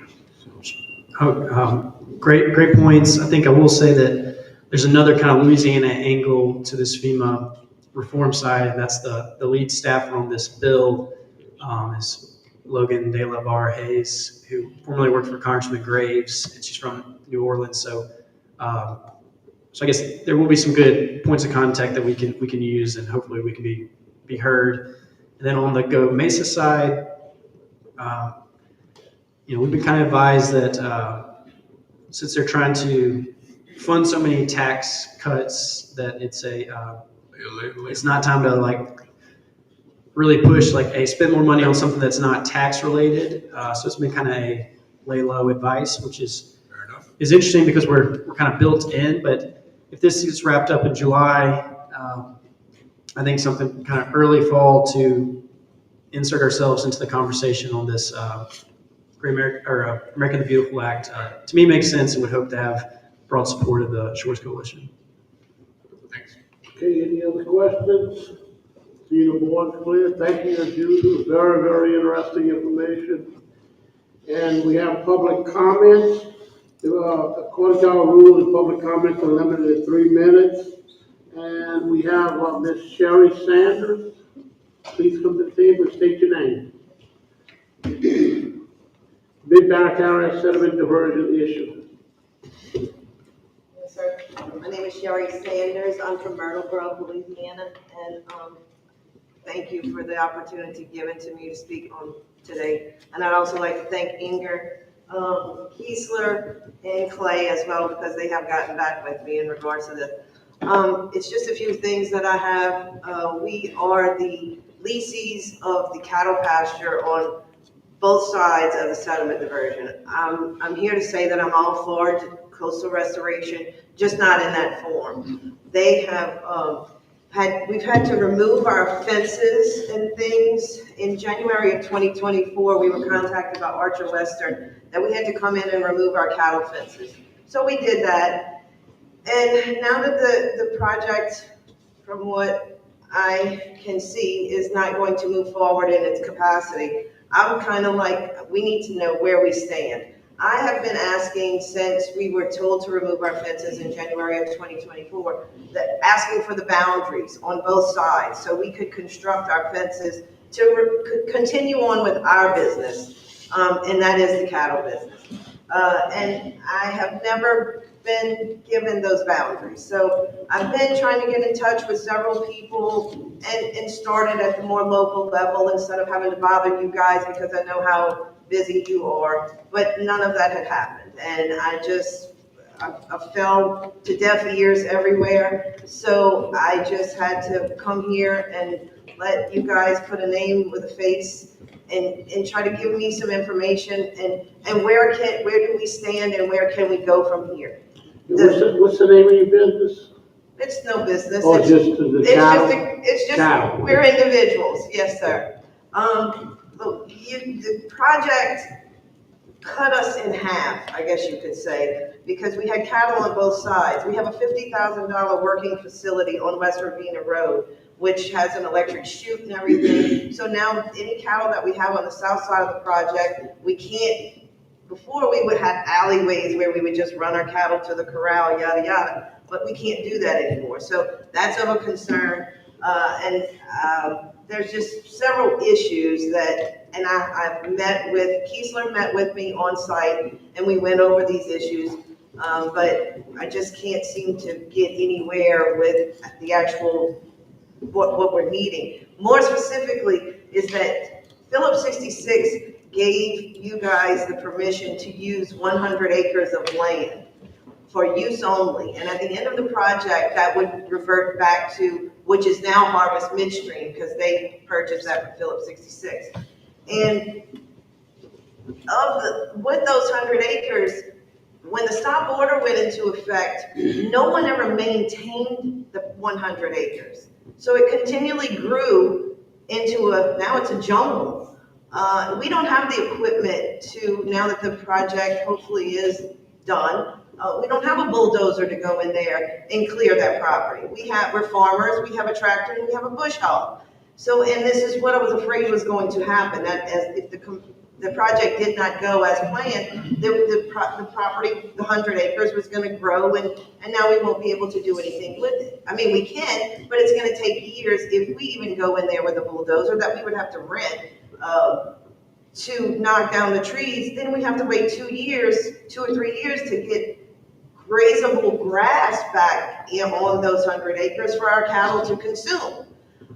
Water sources have been taken away from us. We have drainage issues now because it is not draining the way it should have. And some of that is due to the fact that we've been inundated with several hurricanes and the ditches are silted in, and that's an issue outside of the diversion project. But in somewhat of the few things that they have done as far as drainage, it's not draining properly. So that's another issue we have. The beautiful oak trees that had to be removed, I had to sit there and watch those oak trees be burned, and that was just disheartening. And I know that they can't come back, but it's just something that I wanted you guys to know. And I guess that's about it. On the drainage, just to let you know, we are working with Blackman Parish and the contract along with CPRA about getting the drainage in that area. Yes, sir. Fixed and draining, because we're all coming up on hurricane season. Correct. And Glenn, these other issues, do you know anything about them? If I could ask the executive director. Yeah, I know that Clay has reached out and he'll be working with you and your staff to try to get that resolved. And I did meet with Clay prior to the meeting, and he gave me some very positive news. But I'll keep that to a minimum right now unless he wants to elaborate on it. Yeah, Clay, please. Chairman Doug, just for the record, Clay Parker, Deputy Director, CPR. That's all. All right. For the record, Clay Parker, Deputy Director, CPRA. I spoke with Ms. Sherry outside prior to the meeting. We are going to set up some further meetings with her, see what we can do to resolve some of her concerns, especially as we look forward longer term. But certainly are looking at that drainage and hoping to resolve those issues, and along with any property boundary issues she has. Yeah, please give me a report as y'all proceed forward. We'll keep you in the But we'll loop. share with the board and we will get on top of it. And as a person who used to run cattle for years, Black Angus, and I know what you're up against, or I believe I know what you're up against, so we will do everything possible to straighten out the situation and get it back to normalcy. We appreciate that. I tell people that those cattle mean more to me than, the only things that mean more to me are my significant other, Linus Scarabin, and my grandkids and my daughter. Yeah, we will get it straight. I appreciate it, and I appreciate the opportunity given for me to speak here today because I've had to sit there and watch. I'm on that property adjacent to the site every single day, and I love it. But when the stop work order went into effect, I had a few altercations with the Archer Western people because when I would think that when a stop work order went into effect, the work would stop. Well, it did stop. But then I would catch the Archer Western employees fishing in the parish pit. Well, then that infuriated me because, everybody's talking about the high cost and everything, the cost is going up and everything. Well, and I would tell them, well, stop fishing and go get to cutting the grass on the 100 acres that I'm fussing about. But anyway, that's neither here nor there. Clay has been most gracious in getting me to where I think we may need to be. And I appreciate the time and you guys listening to me. Thank you for your patience, and we are on top of it, and we'll stay on top of it. Thank you so very much. Please let us know if you need anything, you and your husband. Thank you all very much for coming. Thank you so much. I appreciate it. Thank you. And also Mr. Doug Day, the hypoxia expert. Thank you. Doug Daigle, Louisiana Hypoxia Working Group. I always appreciate being able to take a couple minutes and raise this issue with you all because, as I've said, we don't have a lot of places to do that. And one of the reasons our group is still working to promote and support the Gulf Hypoxia Action Plan since 2003 is because nobody else is doing that in any consistent way. So what I wanted to do today was just, focus on something that I've mentioned before, but I think it really is the key point that the state needs to be looking at. There is this action plan. It's been in place since 2000, and it has the agreement of 12 states upriver and the federal agencies. Got updated in 2008 and again in 2014. 2015 is when that was published. So we're working under the 2015 update along with these other parties, and that's got the key goal of achieving this reduced size of the hypoxic zone by 2035. So it's 10 years, but time goes fast. Here we are after 2015, 10 years after that revised plan. So there's a real need for the state to be able to engage with these other parties on the task force to see that this action plan gets carried out. And that's something that I've pointed out. We really need, I think, the Governor's Office of Coastal Activities because of the close connection to the governor. I mean, this is a decision-making role that not just anyone can play, and it can't be handed off to a mid-level person. That's just not going to work. So, this is the task that we need to be addressed. It's more than one person can do, but we have a lot of talent to draw upon from new people. Because, as we sit here today, and I'm talking about the past number of years since that 2015 revised plan, why haven't those things happened maybe? Well, frankly, the people representing Louisiana on the task force in the previous administration didn't think it was important, and and they didn't do it. And I'll be happy to talk about that at some point, but the key thing now is to look forward. You know, it's a very challenging time for that because there's a lot of change in DC. The key issues aren't really complicated. It's how do we maintain the funding streams we have for the action plan, and how do we try to get more? And that's going to be much more complicated now, but that's what really needs to be addressed with these other parties upstream. So I wanted to bring that up again. I appreciate the interest and the commitment that Mr. Dove has shown to dealing with this, but that really is, I think, what needs to be focused on. If it would help the state to have a meeting to discuss this, and that might be one way to try to pull things together. It's an idea. And originally, what was it, 35 million that Congress had funded? Well, is there still a funding stream available? There is a funding, well, there are funding streams that have been used, like the Farm Bill, which, you know, were generally, you know, wasn't just for that, but that's the big one, money-wise. But the provision in the Infrastructure Act that Senator Cassidy sponsored and our other delegation members supported, that provided $60 million to the Hypoxia Task Force states over 5 years, and we're coming to the end of that. So, you know, it's a modest amount of money, but I'm sure it'd be nice to see that continue. And, you know, it's the kind of issue that needs to be addressed, and the people upriver are partners on this. I mean, they've been working with us for all this time. You know, so it's not like nothing's been done, and it's not like we're at square one, but we do need to, you know, engage on this in a very focused way. Yeah, Executive Director Lede, do you have anything to add to this? Yeah, certainly. We appreciate Doug and his support. We want to work together every way we can. I know that Brian Lazina and Angelina are working hard on it from the agency side. I know previously Justin Frosty sat on it. We've got Brian that does all the technical work with his team. And so we just recently had a Brian Wallace and the governor's office of coastal activities just start. And so we can have that re-engagement from GOGA back on the task force. So looking forward to that. I'll be certain to set up a meeting to introduce you to them. And then we'll go from there. And then Brian and Angelina will continue to do the work that they do. And I know you know them well. So right. And just, you know, as I pointed out, there's the in-state component, and there's a team that works on that. But then this upper level, and it's something they can't do. I mean, this is something that someone is going to need to, you know, you can delegate someone to work as your contact person, but that's something that at that task force level, you know, the in-state folks are not able to do that, you know, so. Yeah. I appreciate it because it is a huge concern and a huge problem for Louisiana, and thank you for staying on top of it. Thanks. And with that, I have a motion to adjourn. Unanimous second. This meeting is adjourned. Thank you, gentlemen. Thank you, ladies. Thank you, everyone.